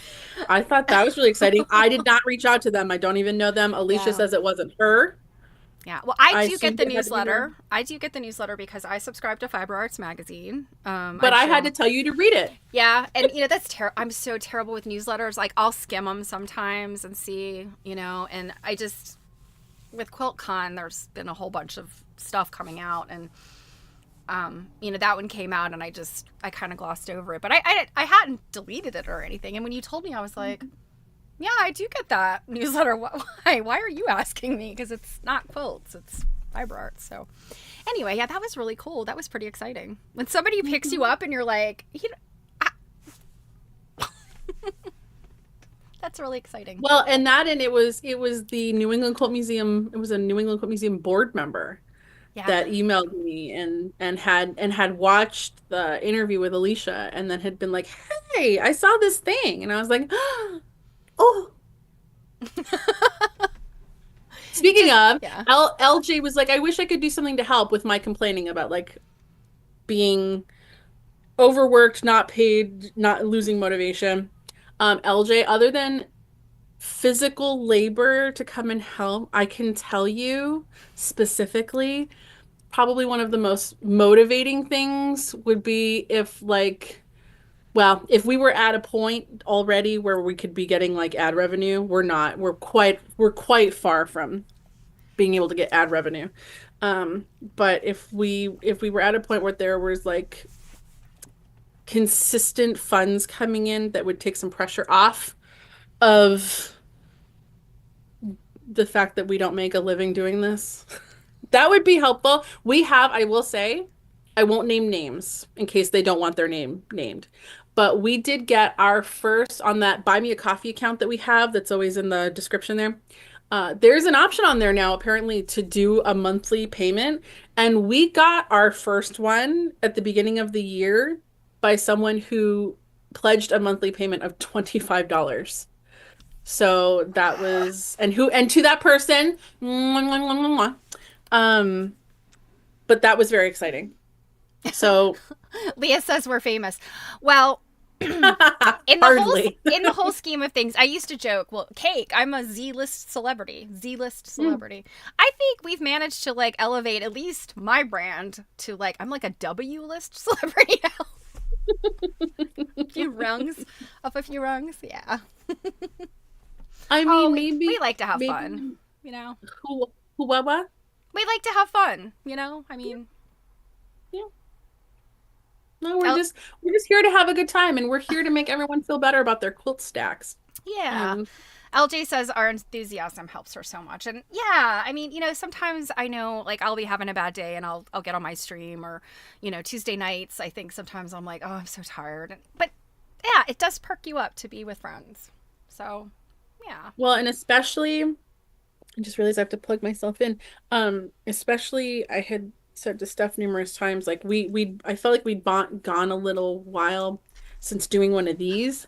And I find that these kinds of streams are especially like food for the soul because we're not following any kind of schedule or promise of content. We're not trying to put stuff together. I'm not scrambling to like get reading done. It's just chilling. And we've barely talked about food so far. And it's already 3:40. Yeah, I was just thinking, I looked at the time, I was like, oh yeah, it's not too late yet, but I have to think about what to do for dinner. I don't know. Last night was a junk food extravaganza, so. Which was? So we've always done this thing, like in some years it's more upscale, but we'll do like, I don't know, like every 6 months or so, just have this like appetizer dinner. It's like all appetizers. And sometimes it's like I've made things from scratch that are, finger foods, but more often than not, it's just go to the frozen food appetizer selection and get like the TGI Fridays potato skins and the Farm Rich mozzarella sticks and like Detroit pizza, frozen pizza and stuff like that, which is fun to eat. And then the next day you're like, oh. We don't do it that often, but last night was I don't feel like cooking at all. And I said to my husband, I was like, I know there's a frozen pizza. And he's like, do we have any of those leftover appetizer things from our Appstravaganza? Which was, I think, the Super Bowl. I think we got them for Super Bowl. Oh, yeah. You had mentioned it at the Super Bowl. Yeah, and I was like, actually, yeah, I haven't touched that stuff. And here's the proof that we are getting older and that, a few years ago, it would have been like Appstravaganza and no leftovers. This time it was like two mozzarella sticks, one potato skin, and I'm trying to remember what was the other. Oh, he gets. He's gonna be starving by the time we're done here. Sorry, and he gets this chicken, this new brand of chicken that tastes exactly, and I kid you not, exactly like Chick-fil-A chicken, like Chick-fil-A chicken nuggets. This brand he's found, and I don't know if it's a. I've never had Chick-fil-A chicken nuggets. Oh, well, in any event. So we had some of that, and anyway. I paid the price, and but my point being, like, yeah, eating it multiple times over a couple of weeks, that's not good for me. We have developed our new catchphrase after talking to our friend Alicia. Alicia's like, that's not for Alicia. And we're like, oh, that's a nice way of saying, like, boo. So I'm like, that is not for Stephanie. I like that. It's a nice way of saying thing, And it's funny. Well, you have to go watch the replay of the interview because it was super fun. I think we went about 2 hours almost. Yeah, and, I think it was about an hour and a half. Yeah, hour and 45. It was funny because it was nighttime. Alicia had been at work all day. Oh, I felt there was bad. an event going on at her museum, and we were kind of being like, like we should probably wrap this up so like you can go home. And then she kept going, so we were just like, okay. But by the end, it's like, go home. Like you've been I don't know. I feel like she said she got up at like 7 that morning or something. Yeah, I think she'd been at the museum since 8 that morning, and we were at that point, I think 8:45 at night talking to her. Yeah, like, and we were like, oh my God, go home. Yeah. But she did say that she's like happy to come back anytime. And that's the thing, like, in talking to Alicia, it's like I love to talk to a person that obviously loves their job. And like and she's really good at it.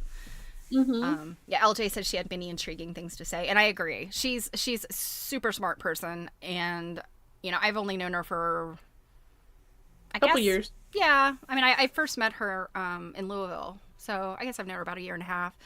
And yeah, she's really smart, and she's just like really on top of things at her museum, and I think she's doing really amazing things. She's super involved, and yeah, for a director that doesn't quilt, to be a director of a quilt museum, she is very involved in the community with quilters or with other museum people. She comes to AQSG stuff, even though I don't think she would say I don't think she does any actual research herself. She's just soaking it up like a plant. And and meeting people. She likes to do a lot of collaboration. She's doing all the things. I mean, I think a lot of brick and mortar places. I mean, I think we've talked about this like with our local quilt shops, and I think the museums, small museums, whether they're quilt museums or other types of small museums, they really struggle with the fact that things are not so brick and mortar anymore, and especially the pandemic, right? I mean. I'm sure that you guys felt it at New England Quilt Museum in the pandemic. It's like people aren't coming out, people aren't doing stuff. So many people had to sort of switch to online things, and then what do you do when you want to, we're not pandemic-y anymore. Like, what do you do then? How do you get people back? And I feel like all the things that Alicia's done in her museum are just really good case study for how do you transition from, you know, the world was like a brick and mortar place, and then it became more technology, and then everything shut down, and then we're still all technology, you know? And like you're saying, all the things she's done to be involved in her community and just getting to know quilts when she's an administrator and not necessarily a quilt person. I just so much respect for her, and yeah, I'm so glad we got to talk to her, and I'm glad she's our friend. I know, right? That's one of those moments where I'm like, maybe we're like a U level celebrity. I can't wait till I get to like somewhere in the MNLOP LMNOP area.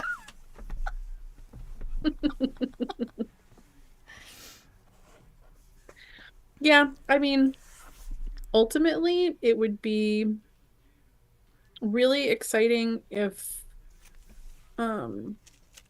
this was like a viable, somewhat viable, not necessarily a full-time viable, but some kind of a viable income to a certain extent.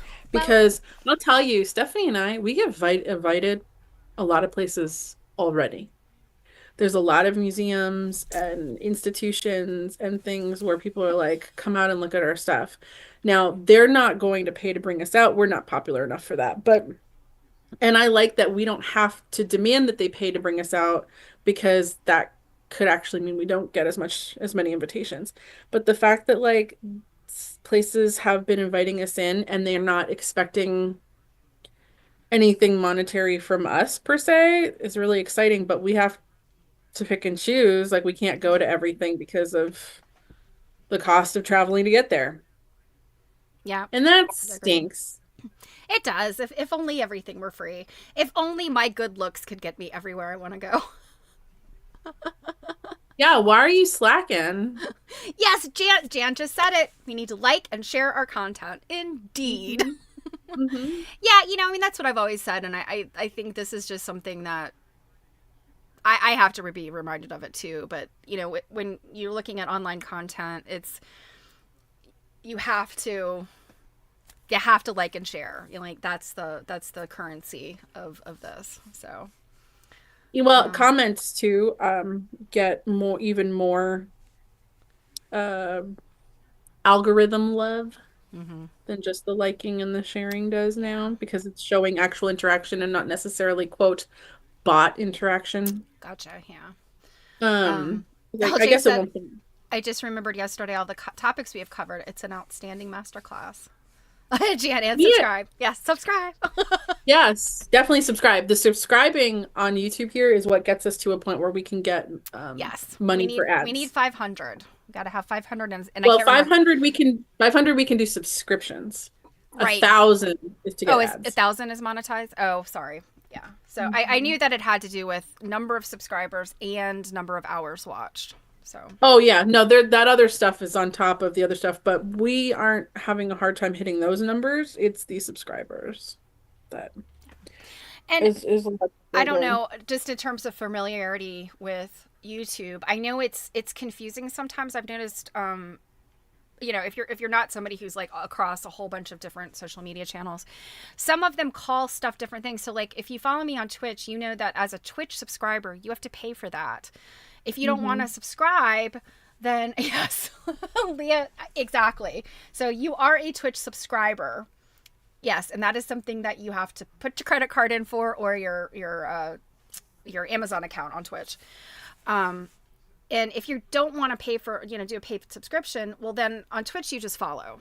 So follow is just, I've connected with this person, I can get their alerts, but I still have to watch commercials because I'm not a paid subscriber.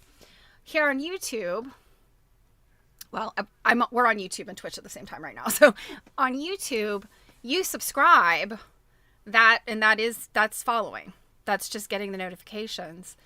And I'm trying to think, what is it when somebody has subscriptions on YouTube? What is that called? Is that just called memberships? I think it's called membership. Okay. Why can't they all just get on the same page? Yeah. So Leah, where do we prefer? Well, both. Yeah, well, see, but that's the thing, isn't it? Is that your Twitch thing is by yourself, and this is us. Now, it might be worth a conversation at some point if quilt nerding became viable enough that maybe we merge them. But Stephanie already has a decent tier all by herself. So we're not at a point here where it can be like, hey, come in and let's split that because she did that by herself. But if quilt nerding met up with that, then maybe that is a conversation at some point. And then maybe we're just always dual streaming or something like that. But at the moment, that's the thing. One is just Stephanie and one is Herna.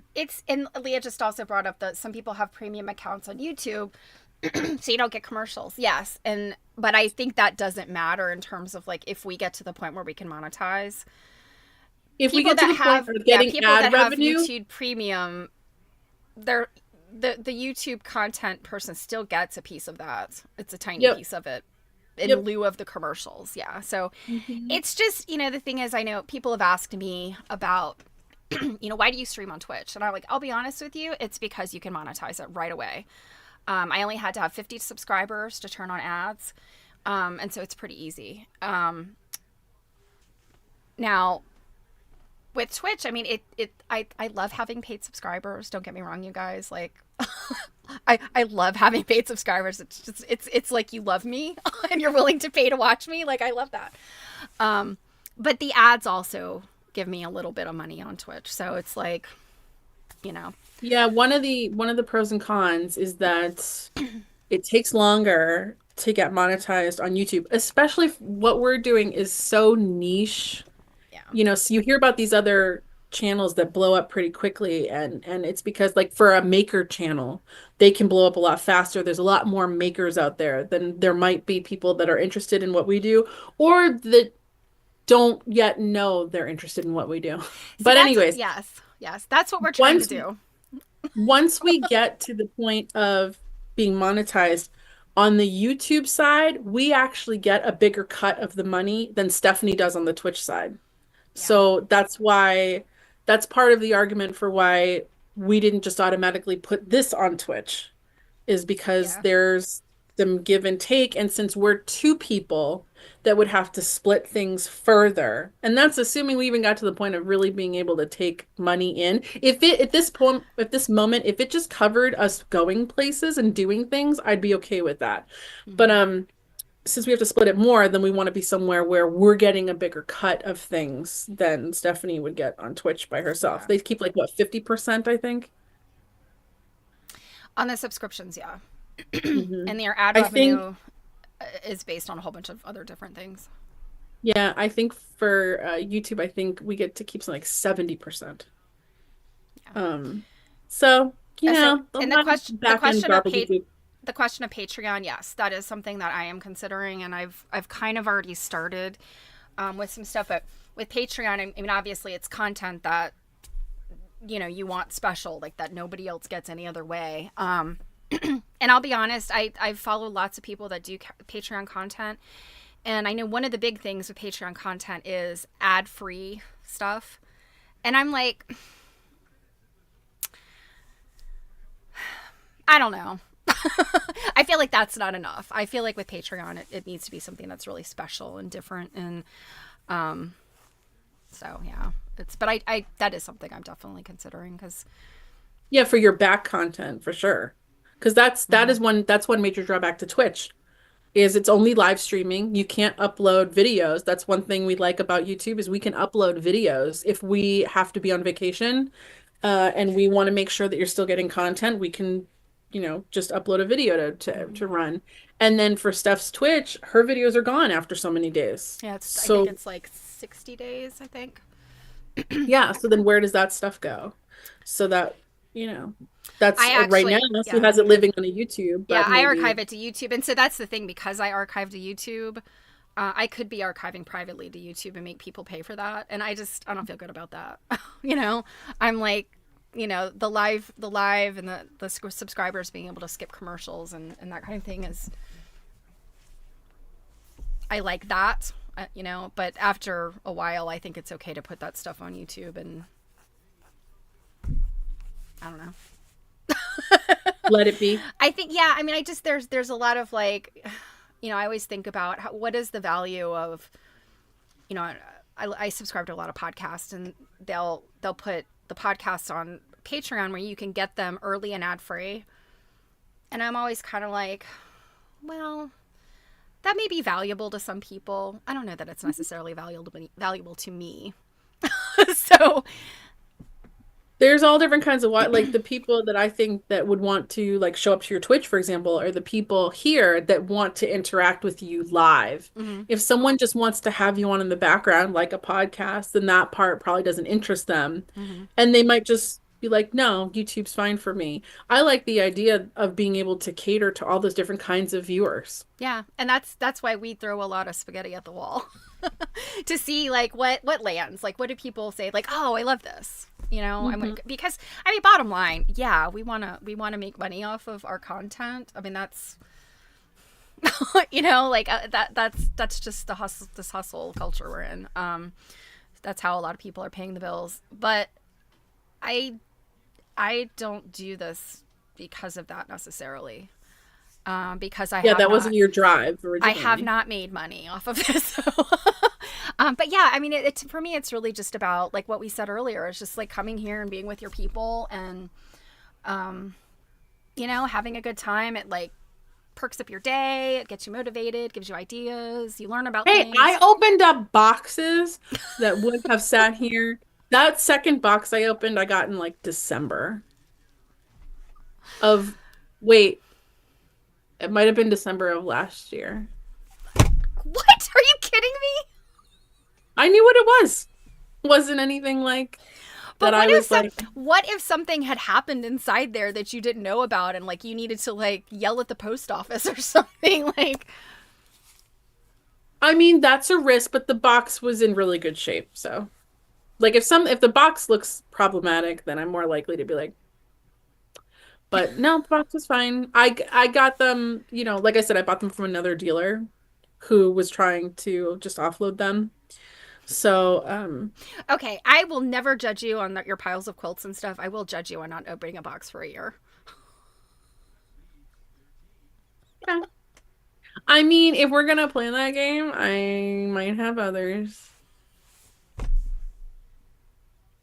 Are you offering to come help? Did you all hear her just offer to come help? Yeah, let me grab my trusty box cutter. I'll be there in a few hours. I think that you guys all heard her offering to come schlep with her bad back. Yeah, you know what? You keep on. I'm gonna go get my box cutter. I'm gonna stop and buy one of those little tykes things, and I'm gonna be trudging up the stairs at your house.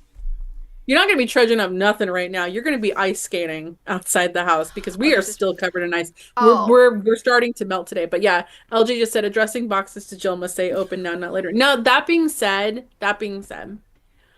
if I get a box from Stephanie, I open it immediately. Because there's a good chance it's full of unpostage paid trash. So yeah, because I had to pay to get it to the house because she didn't put enough postage on it. No, if I know, like, example, like when you get a box from Dana's auction, she has her sticker on the outside of it. So like if I know that it's something I don't need right this moment, then I don't necessarily always open it. Because also, like, generally speaking, like, especially when I know that they're quilts, like I know that they're perfectly fine and safe in the box. And they're not, they're easily stackable. That way, true. Because you saw, I already have piles to deal with. Actually, only one of those 3 piles I showed you in the other room haven't been like fully processed yet, meaning they don't have an inventory tag on them. The other 2 do. But you heard Steph say she's coming to help, right? You did. Just be on my side. Okay. Yeah. you know, I really think that I got into this business just because I wanted to have a lot of stuff. Well, I think that we see that with some dealers. Some I was dealers gonna just want to say, collect things and then they'll just get a lot of stuff so they can let go of some of it. well, I was gonna say, if you guys have ever seen pictures, they're pretty rare when they get out onto the internet. But if you've ever seen pictures of the inside of Stella Rubin's, um, what does she call her studio, I Studio. guess? Hmm. Yeah, that has, it's like where she sells on her property. It doesn't look unorganized. It just has a lot of piles of quilts in it, and it looks like a pretty big room. You're right, Julie Silber never apologizes. Although her space where her business is in California, um, from the perspective of angles from shooting in there, it does look rather tight in there. And based on those, it also looks like she's not often sitting on piles. I think she moves her inventory a lot faster, which is much easier to do when you're Julie Silber. Yeah. I was having a conversation with someone the other day about this quilt that um had been brought to our attention, and the person with it wants a significant amount of money for it. And they want that based off an appraisal that they have. They're just a regular person. They don't know anything about any of this. So it's going to have to be a conversation of, and the appraisal clearly states for insurance purposes. And, that hard conversation of what that price means as opposed to market value. And I had mentioned Julie Silber because someone had asked me, like, what do you think you could sell that quilt for, or what would you buy it for? And just as an example, I said something to the effect of, I could might buy or could sell that quilt for maybe $2,000. The person on the appraisal said like $4,300. And I was like, a Julie Silber could probably sell that quilt for $4,300. I, being a medium to lower tier dealer, probably can't.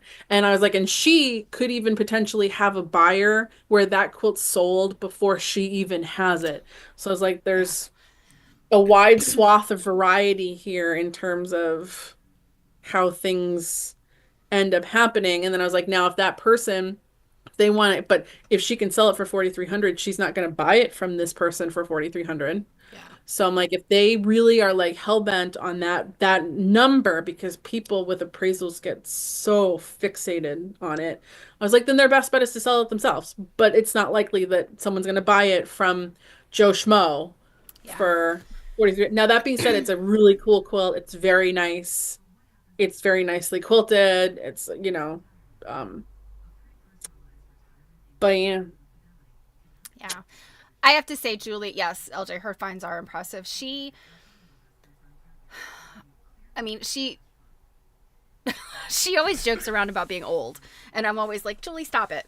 But I mean, just in terms of being a mature dealer, she's seen a lot of stuff. She's been around for a long time. She's a lot of quilts have passed through her hands, and she knows so many people.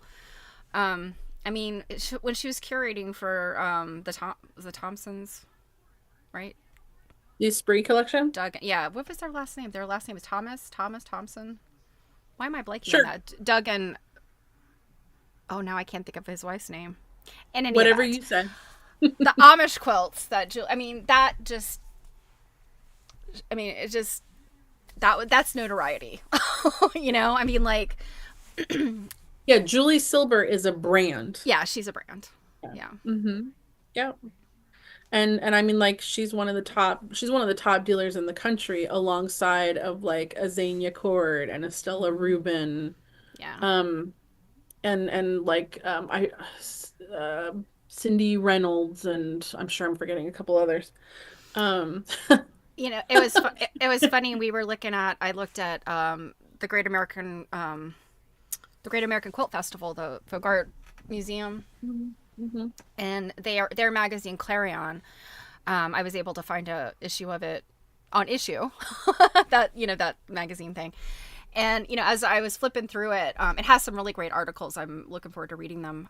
But as I'm just flipping through, we saw the ads for all of the major antiques places and in New York and Connecticut and all that. And of course, Stella was in there. I'm trying to think. American Hurrah, Laura Fisher. There's a And couple those other two, ones. is American Hurrah still around? I don't think they are. I don't think so, but I feel like, and I don't know. Well, we know Laura Fisher isn't. Yeah, I know Laura Fisher. I think she passed away right before the pandemic because they were, I think. I feel like it was early pandemic when they were liquidating all of her stuff. Yeah, absolutely. Leah said the ladies are aging out, and they will tell you that. Absolutely, they do tell us that. So we need younger dealers to step into the light, and that is what Jillian Alexander's doing. Well, what's funny is I hear all the time, and not just from quilt dealer people. I hear this from antique dealers altogether, because often when I'm going into antique stores or I'm going to shows, the people in charge or whatever will talk to me because I'm probably the youngest person in the room. And I hear all the time, younger people aren't interested in this, they don't this, they don't that, they don't want to deal. And I'm like, there are absolutely younger dealers. They're just online. They're on Instagram. I know many of them. I know a whole, probably at least 10 younger quilt dealers. They might do some dealing differently than people have, like the two quilts I showed you that were from a quote like a dealer, but she doesn't really deal quilts. She repurposes beat up crap, like just falling apart quilts. Right. Yeah. She's significant. Like I think she's in her 20s. Oh I don't know wow. for sure, but she's pretty young. There's caravan quilts. There's Whipple Whippoorwill. Yeah. There we go. Yeah. There's Thrifty Whitney. There's Monarch Landing quilts. There's a whole bunch of them. They're just online. And Yeah, some of Leah, them might we have know. spaces in stores, but LJ said Jill and Julie are shopping 24/7 for the right product to turn. That is true. Although I will say I lately, like I haven't been, I did not plan on buying those quilts in the auction. I just got I was fighting with Julie Yeah, well, on, the funny thing was we pitched having Julie on because last year Julie was on with Dana and it was the technology, there were some issues and Dana was struggling. So we were like, I pitched, why don't we, if Julie is interested, why don't we do like a stream of the auction, and then Julie can be there with us and we can like do the hype horn, and hopefully hype up the auction. And I feel like Julie hyped you up. I don't know that we hyped anybody else up. saw me coming from a mile away. Yeah, Julie's like, It was so I really funny. think too, on that like green, yellow, and brown quilt there that I spent a good amount of money on. She was all like, "Oh, I won't bid on it then if you're bidding on it." I think she was probably in the corner there pressing the bid button and She like, bid it up. yeah, she's probably bidding it up. Julie is an AQSG shill for sure. No, and that was a lot of fun. It was. But yeah, I I had a had not blast. It was so much fun. I had not planned on doing any buying there. I haven't, other than that, I haven't done any buying yet this year. Um, just because I have a lot. Yeah. And, I have actually already had at least two, well, three, okay, maybe four or five AQSG members that have like reached out and been like, "Hey, I'm downsizing. Oh. Can I?" Mhm. And I have purchased some things already off people, but it's a catch-22. It's like it's a good time to get going in this because we do have all these much older collectors now or researchers or dealers that need to downsize and need to get out of things. That's a lot of money to invest. It is, Um, yeah. because let's just say for me, like let's just say I was going to liquidate. If I've got a stock of like 400, you know, um And you don't want, That's you would like to be able to sell them like in a lot of 400 or maybe 2 lots of 200. You don't want to like, because nickel and diamond them is just like dealing them, period. If you want to get rid of your inventory, you want to sell it like all at once. yeah, and that at 400, right? Even let's just say we gave it a super low number. Let's say $50 a quilt. That's $20,000. So Alrighty that's well, if you remember, Steph, the first seminar we went to in Louisville, again, I won't name names, but we were having a conversation with someone who was talking about how they had just bought a collection at one point and had to borrow money from their husband because the price per quilt was super low. It was a steal, but they would only sell in this big lot and they needed something like 10 grand. Yeah. So, you know, being able to have all that funds available without, you know, like your parents investing or something. That becomes a lot up front. So it's like and the thing is like with quilts, at least for me, if Leah, if you're still around, you should tell me if you agree. You have to buy them when they're there. Because like we see these auctions, like, you know, when someone like a Laura Fisher dies and they're not like, it's not one of those like, oh, if you didn't get it, you'll see it again next week. Especially Leah if they're agrees. especially if they're really low priced for, you know, reselling. Like, you gotta buy them when you can. Yeah, And somebody will swoop in. yeah, like we need to win the lottery so that, like, you know, there's just a cool like 100K sitting around here to be like, everybody, we're gonna hold a summit here, bring the stuff that you're downsizing, we'll take care of it. Yeah. Yeah, you know, and yeah. So, Leah said she purchased a collection that she had worked on for 20 years. Is this Pat related stuff? I don't want to like out it, but yeah, she said it was all or nothing, and that was hard. Yeah. Okay. So it was Pat stuff. Yeah. Yeah. And I mean, think about what we've seen so far. Like Virginia Gunn, her collection is gone to, and what is it going to take? Like 3 separate auctions to? I think they said up to 5. Oh my God. Because they're not doing only her stuff. They're mixing her stuff in with other stuff. So I think that's Meander that has it. And I think they've had 2 auctions so far. And I think what's so amazing about Jenny Gunn, I mean, she was, and I say, well, she is still alive. She's in memory care right now. So she had, her collection is just like outstanding. It's not just quilts. It's like not just encyclopedic. Textiles. Yeah. I mean, just based on all of the you know, all of the work that she did and research she did over the years. She has like clothing, costumes, all kinds of stuff. I mean, just. She also had a lot of those like tin types, right? Weren't those hers? Maybe, I don't remember. Just I know photos, she had some. She had some objects that I was just like, oh, you know, not like why do you collect that, but just like, oh, that's an interesting thing to collect if you're a textile person. Like it was something like arbitrary in my opinion, but so Leah's sent over 300 items, quilt clothes and tops to auction already. Yeah, you know, and Leah, you're young. Material culture, absolutely. Virginia Gunn has, you know, and there are other collectors I think that same thing. Glee Kruger. Now her stuff was really, really, really specifically needlework. Like I don't remember that she had a whole lot of. I don't really remember anything like costume necessarily. She had fabrics. I think she had some quilted petticoats. Did she? Yeah. I think she. It is absolutely young, Leah. You're only 10 years older than me, so. And if I refuse to be old. Shut up. Wait, Leah's 10 years older than you? I would never have seen that coming. Leah, you definitely don't look 10 years older than you. Don't look your age. You don't look your age. Yeah. And we know that Stephanie doesn't look her age because she's 25. Yeah. It's funny, you know, I always say, people always ask me, like, how do you look so young? And I was like, well, you have to start off when you're 20, and you have to use oil of Olay, and you have to never be in the sun. So if you're not 21 years old and you've been in the sun, I'm sorry, I can't help you.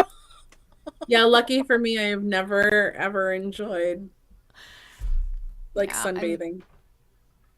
oh, and never dye your hair.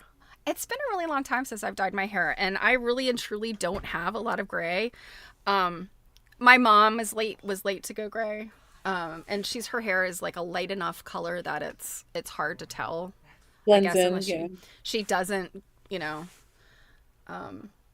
But yeah, my grandmother, my mother's mother, I mean, as a kid, I was just thought, I mean, she's my grandmother. She's got gray hair. She looks old, like, but I realized because my grandmother passed away in 2018. So, I mean, she lived into my 40s.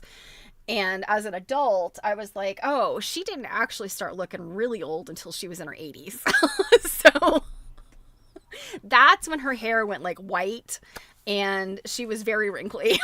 But I realized that looking at pictures of her when I was a kid and even into college and when I got married and stuff, I'm like, she never looked that old. I just, in my mind, she was my grandmother. So grandmothers are old. Okay. Well, what have we learned today?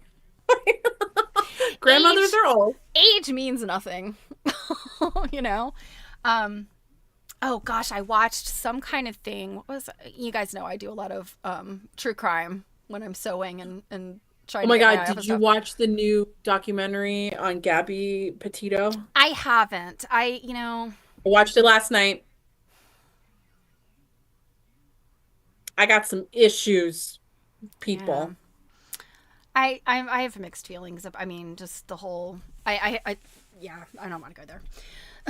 So, but somebody there was a topic that was on. It was a murder situation, but a person that they talked about, it was a woman who had her first child when she was 13. And oh my goodness, how that like my heart broke as they were talking about that. And but of course then that child ended up having a child. She was like a grandmother in her 30s. And I was just like in her early 30s. So, There was a girl, a friend of mine that I went to school with that had a child of 14 and her child just turned 25, but does not have any kids. yeah, it's a I mean, of course it's a terrible situation when babies have babies. But Hmm. when you just think about like put that into perspective and just think like you could be like a great great grandmother and still be really young and with So our that refutes your earlier point of grandmas grandmothers, are old. all grandmas are old. Actually, my mother-in-law's sister, I think she started having kids young, and her kids had kids young, and those kids had kids young. She was a great, well, and I mean she is still living. She's a great great grandmother. I'm trying to think how many. I think I've lost the thread of how many, but yeah, she's got multiple greats, and she's only maybe 80. She's in her early 80s, I think. Druid said that she watched the documentary the other day. Like, Yeah. Have you watched Apple Cider Vinegar? That's the one I binge watched over the wait, is weekend. that a documentary? Because it looks like a TV show. So it's a remake. If anybody saw the one with oh gosh, who is the girl that ah the one that totally defrauded like everybody in New York City? And Oh, then Anna Delvey. yes, so they did the Anna Delvey like, and it was a remake. Like it was true story, but it was the dramatization of it. That's what Apple Cider Vinegar is. It's a Okay, because dramatization of a real. that got Mhm. recommended to me yesterday after I watched the one about Belle Gibson Well, defrauding yes, Australia. yes. Apple Cider Vinegar is Belle Gibson. It's a It dramatization. is? Yes, it's a dramatization of her story.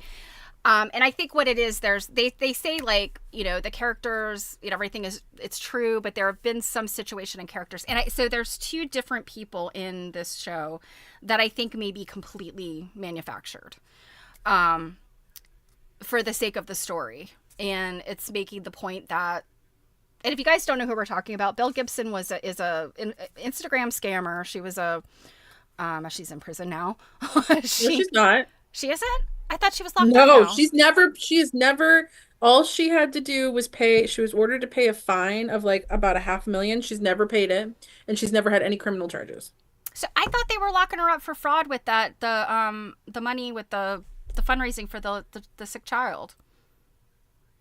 Not that I saw. Oh my gosh. Okay. So Belle Gibson is this completely trash person in Australia who claimed to have had glioblastoma, which is a very aggressive, terrible, brain cancer. That basically, if you're diagnosed with that, it is a death sentence to this day. Like they still, struggle with that form of cancer, and even though they've made such strides in other forms of cancer. But anyway, she claimed to have this brain cancer, and then claimed that with this whatever kind of lifestyle she was herself. Yeah, she was curing herself with green juice. Yeah, and so and then I mean she basically just defrauded all these people. She came out with this a cookbook that, and an app that Apple bought. Yeah, yes, the Apple, and it seemed like, according to the dramatization, that maybe she was involved in Apple more than just being in their app store. She was actually like on site at Apple as like their employees were using her app, and like she was kind of like an on-site nutrition person or something. Oh my. Yeah, so anyway, she just was, just straight up defrauding people that really had cancer, and it all came out. And yeah, she was a liar. Like, people died because they abandoned their actual treatment to follow. Yeah. Yeah, so LJ just said, as of April 2019, no fine has been paid. And they did go in and like seize a bunch of her assets to try to repay some of the stuff. Yeah. But she turned up briefly again, because the documentary I watched last night is not the apple cider vinegar. So there's got to be two documentaries now about her. The one I watched last night also showed where, after she got blown out of the water and kind of fell off the radar for a while, she popped up again as like getting involved with this group in Ethiopia, and like attaching herself to a charity, and like trying to do more grifting, and people saw her, and then luckily like that organization just completely dropped her. The 60 Minutes interview with her too is wild. Yes, and they so in the dramatization, so you've watched the documentary. This is the dramatization. They showed bits and pieces of that remade. They referenced it. They didn't get into the details. But I mean, it sounds like basically she was like, they were point blank asking her, did you have brain cancer? And she's like, well, and they were like, no. This is a yes or no answer question. This isn't a like spin it. The one that freaked me out was I forget who the interviewer was, but she asked her how old she was. And she starts with, well, I've always been raised to believe that I'm 23 or something. And she's like, this is really basic. How old are you? And then she tried to claim that like her identity had been changed a lot. But then her own family came out and said that stuff's not true. Yeah. So I feel like there's kind of gotta be some psychological issues going on there. Yeah, well, yeah, and I mean, again, I know about the story, and then I watched the dramatization, and I haven't seen the actual documentary. So there may be, again, things in that dramatization that were, not 100%, like, because they did say that, some of the situations had been altered a little bit, but it seems like her mother was kind of like a not super mother, and she had her own stepfather in the documentary admits that. Yeah, and so it sounds like she ran away when she was like 12. And she went down the street to like live with some guy. Yes, and so that they were not very clear about. He was like some kind of Russian like quack. That's what I gathered. The documentary didn't talk about it too much in terms of who he was. Yes, the dramatization didn't either, but you got this impression like she takes her son to this person that you think is a doctor, but he's not. And there's this very weird dynamic between them, and I was like, this is the person she must have lived with when she ran away as a child. Like I could, and I feel like they didn't explain that well enough. But yeah, like I mean, just the whole, like, think about like just the whole big picture of this. Mm-hmm. She is not the only one. There are so many of these stories about young women coming out as like these. I mean, they're just, it's like psychopathic kind of narcissist behavior. Well, yeah, like that lady that was the family vlogger that's in jail now. Oh, Ruby Frankie. Yeah. Yeah, her, and then well, Scamanda. That's Amanda. I can't remember her last name. She also did some kind of I have cancer scam, but then she was doing some kind of crazy stuff over in she was working for an NGO over in Africa, and I can't remember like what all this. She did a whole bunch of really cruddy stuff over there. Then there's a woman who was recently found, and I think she's in Canada, who was faking pregnancies and like scamming these doulas. And this, like, she wasn't making any money off this. She was just a creeper. Yeah, like why would you scam a doula? Exactly. Why would you? And scam what are somebody you like what are you scamming them out of? their time? And the stuff, I'm not going to get into exactly what she was doing, because it was pretty intense. It was like pregnancy loss, all kinds of stuff like that. And she was getting these doulas to come and like basically be with her and like trapping them essentially, like, you know, where like they were like, they didn't want to leave her. They thought if they, you know, after being with her for like 2 or 3 days, and she's, you know, they're like, I gotta go home and like get some rest and take care of myself and my family, and she'd be like, don't leave me, you know, like, all of this just insanity. And I mean, that's true. That's some true psychological issue. Like, I don't know what else to say about that. We really took a turn here, huh? Hey, at least we're not I talking have to about say though, chicken sandwiches. speaking about the scamming though, that docudrama, that's what you meant to say before, docudrama, about Anna Delvey, that thing is wild. I love that because the actor that plays Anna Delvey, she was in it was a show with, was it Jason Bateman and Laura Linney, I think. I think it was on Hulu maybe. And it was a thing about where they ended up getting into this, they moved to like Branson, Missouri, and then accidentally fell into this like this crime family that was out there. As one does. Yeah, as one does. But she was the daughter in that, and then she was in she had a bit part in something else, I think The Americans. And I didn't think she was the most fantastic actor in either of those two things. But as Anna Delvey, oh my gosh, she was so good.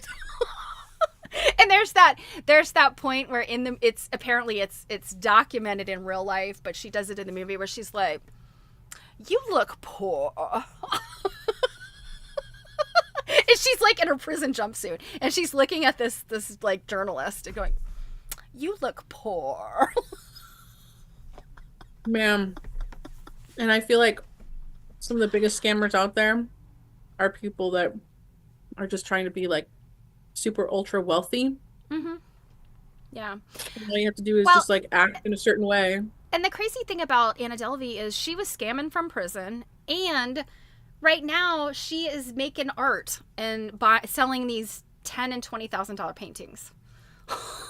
And I'm like, again, meanwhile, I'm talking about, you know, the patriarchy and art and big A art and little a art and all of that stuff. And this person, got to keep it clean, Stephanie. This person gets out of prison and just starts like painting some crap, and people are buying it. And I'm just like, oh, you're only buying it because she's a infamous person. You're not buying it because she has any talent. I went on that scammer rampage because I started with the one, I never even remembered hearing about this at the time.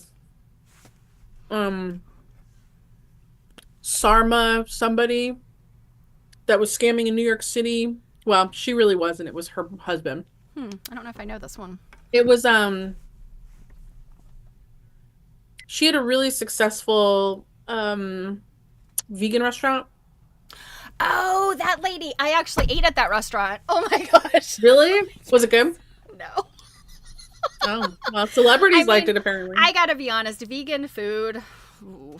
I know I've had some vegan food that was really good, but if it's raw vegan. I have had some like very good home style type vegan food. A friend of mine lived in Chicago for a while, and when I went out to visit her a couple times, and we would go to some restaurants that had vegan food that was very good, like vegan cheese curds, a vegan poutine, yes. But yes, I went to that place, and because it's raw vegan, I mean, some kale and some. You like your food cooked? I think it would, like, I love vegetables. I love raw vegetables. I'm perfectly happy. When I was a kid, man, my grandfather had a decent sized garden. I would go out there with him and, like, ask him, like, can I pick some stuff? And he'd be like, yeah, you know what ripe stuff looks like. So I'd be in there, like, just picking tomatoes and pull a carrot out, brush some dirt off. I love vegetables, but I don't know what. I'm just looking at this plate of crap they brought me, and I was just like, it wasn't good. They did have very good kombucha, I have to say. Very good kombucha. I was real confused about the bathrooms, though, because they had there were pictures on the bathroom door, and to be honest with you, I think they were really just like the bathroom is really for everybody. I don't think that it was truly like this is the men's room, this is the women's room. I think they were just non-gender. Unisex. Yeah. The pictures on the doors were of a cow and a steer. And at the time, like, I'm just being a dummy and I'm just looking at them like, what? And after I had gone, I went into the cow one, which was the right one. And after I came out, I was like, oh, steer is a boy cow. that was the men's room. And I was with my aunt, and I went and told her, and she was just like, I can't take you anywhere.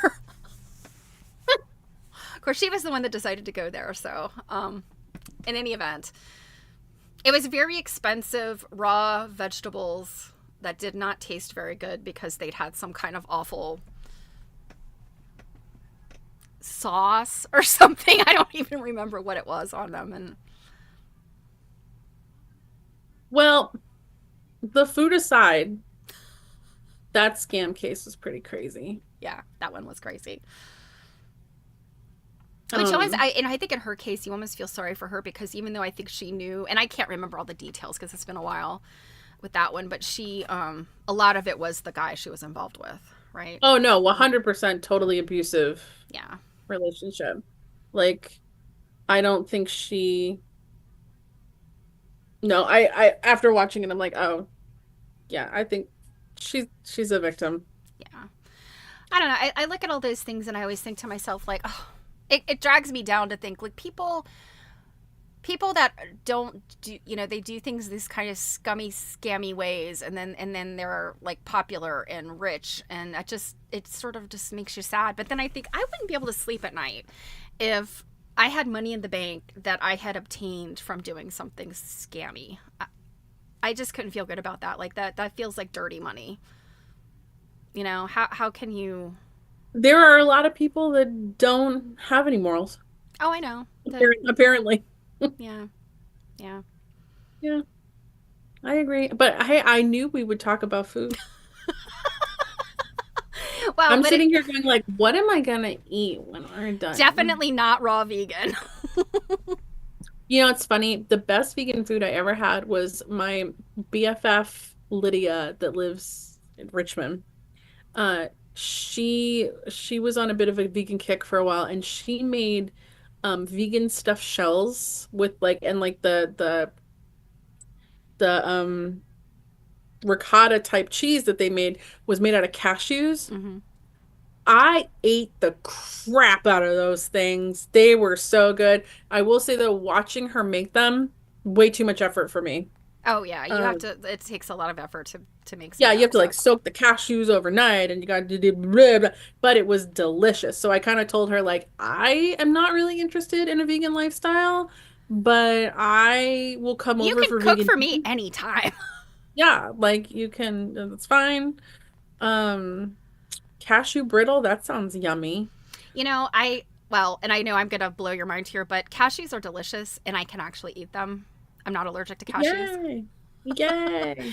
And people get mad at me when I admit that because like, oh, you said you're allergic to nuts. I am allergic to many nuts.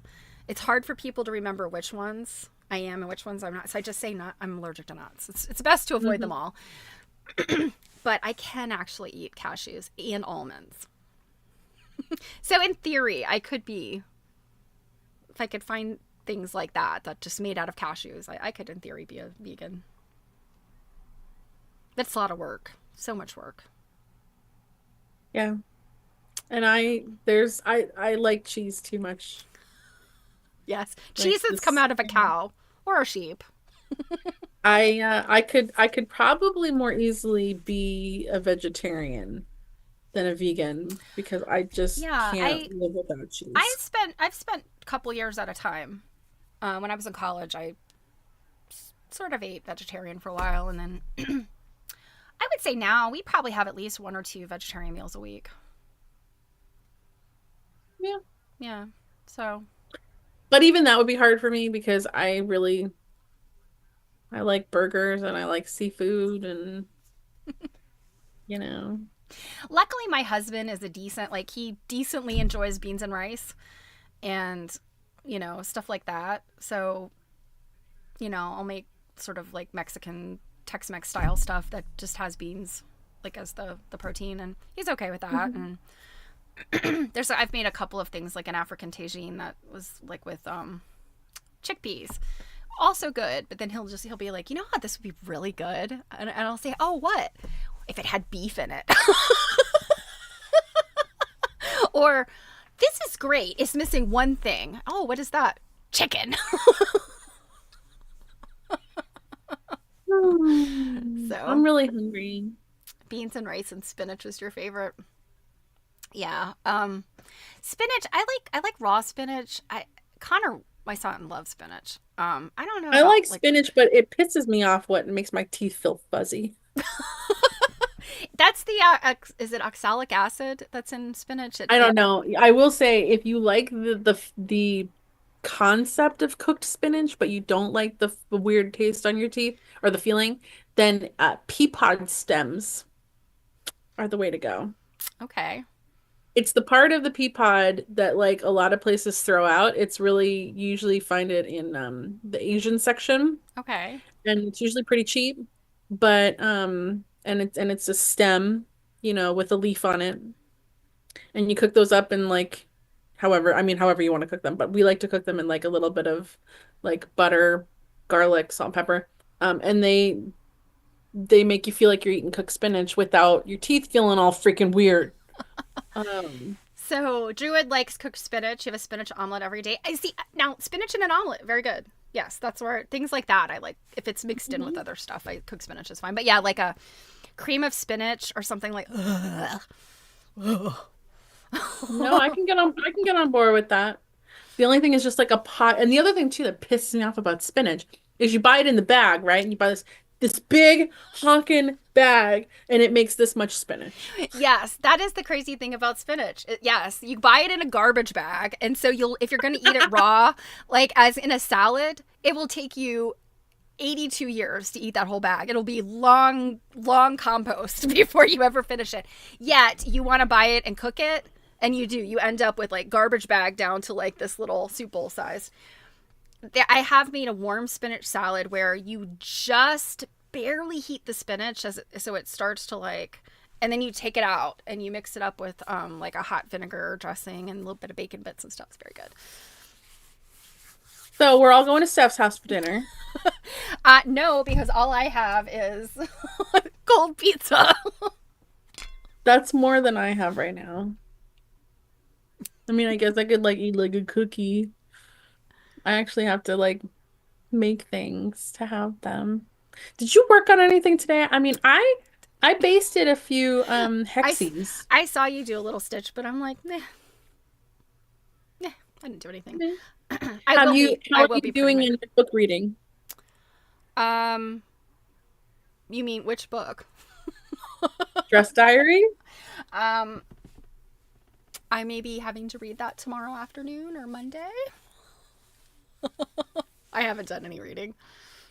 That reminds me, like, so we haven't like made the like official announcement in terms of like a social media post or anything, but do you guys want to hear about what's coming? We could tell you, we could tell the cool peeps right now if you want to hear Yeah. about some. Yeah. I have a pantry and fridge full of food, but there isn't a damn thing to eat in the house. Girl, I know that feeling. same. So LJ wants to hear what's Leah wants coming. to hear. Yep. Oh, they want to spill the tea. Spill the tea. Is this like light that's like creating this, weird halo? Is that I really think weird? so. Yeah, I Should I think change that's your. positions? I It's mean, the light coming in, but like, yeah. is that super annoying? Should I move? It doesn't bother me, but I don't know if it Oh. bothers anybody else. They may not be looking at you. Ah, man, Leah's making a lemon cake. I will So, expect a slice in my in my mailbox in a few days. for we finished this book in I think we have 3 more sections to read. Yeah, it's actually So behind 3 more us. streams. And then after that, we're gonna have a few free nights before we start our next quarter.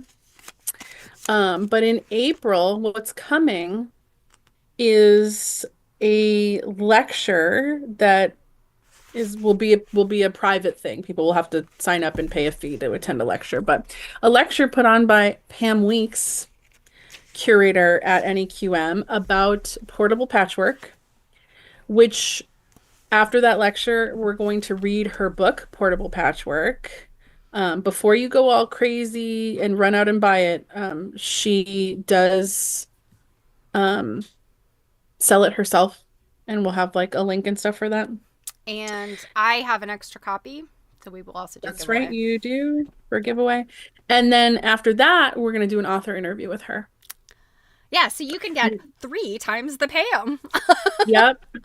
And I will say, she was, when I was in the museum a couple of weeks ago or something, and we were talking about this, she was flipping through her book and telling me about some very interesting stories related to some of the quilts in there, and just some of the, like the fun little anecdotal stuff that can't go in a book.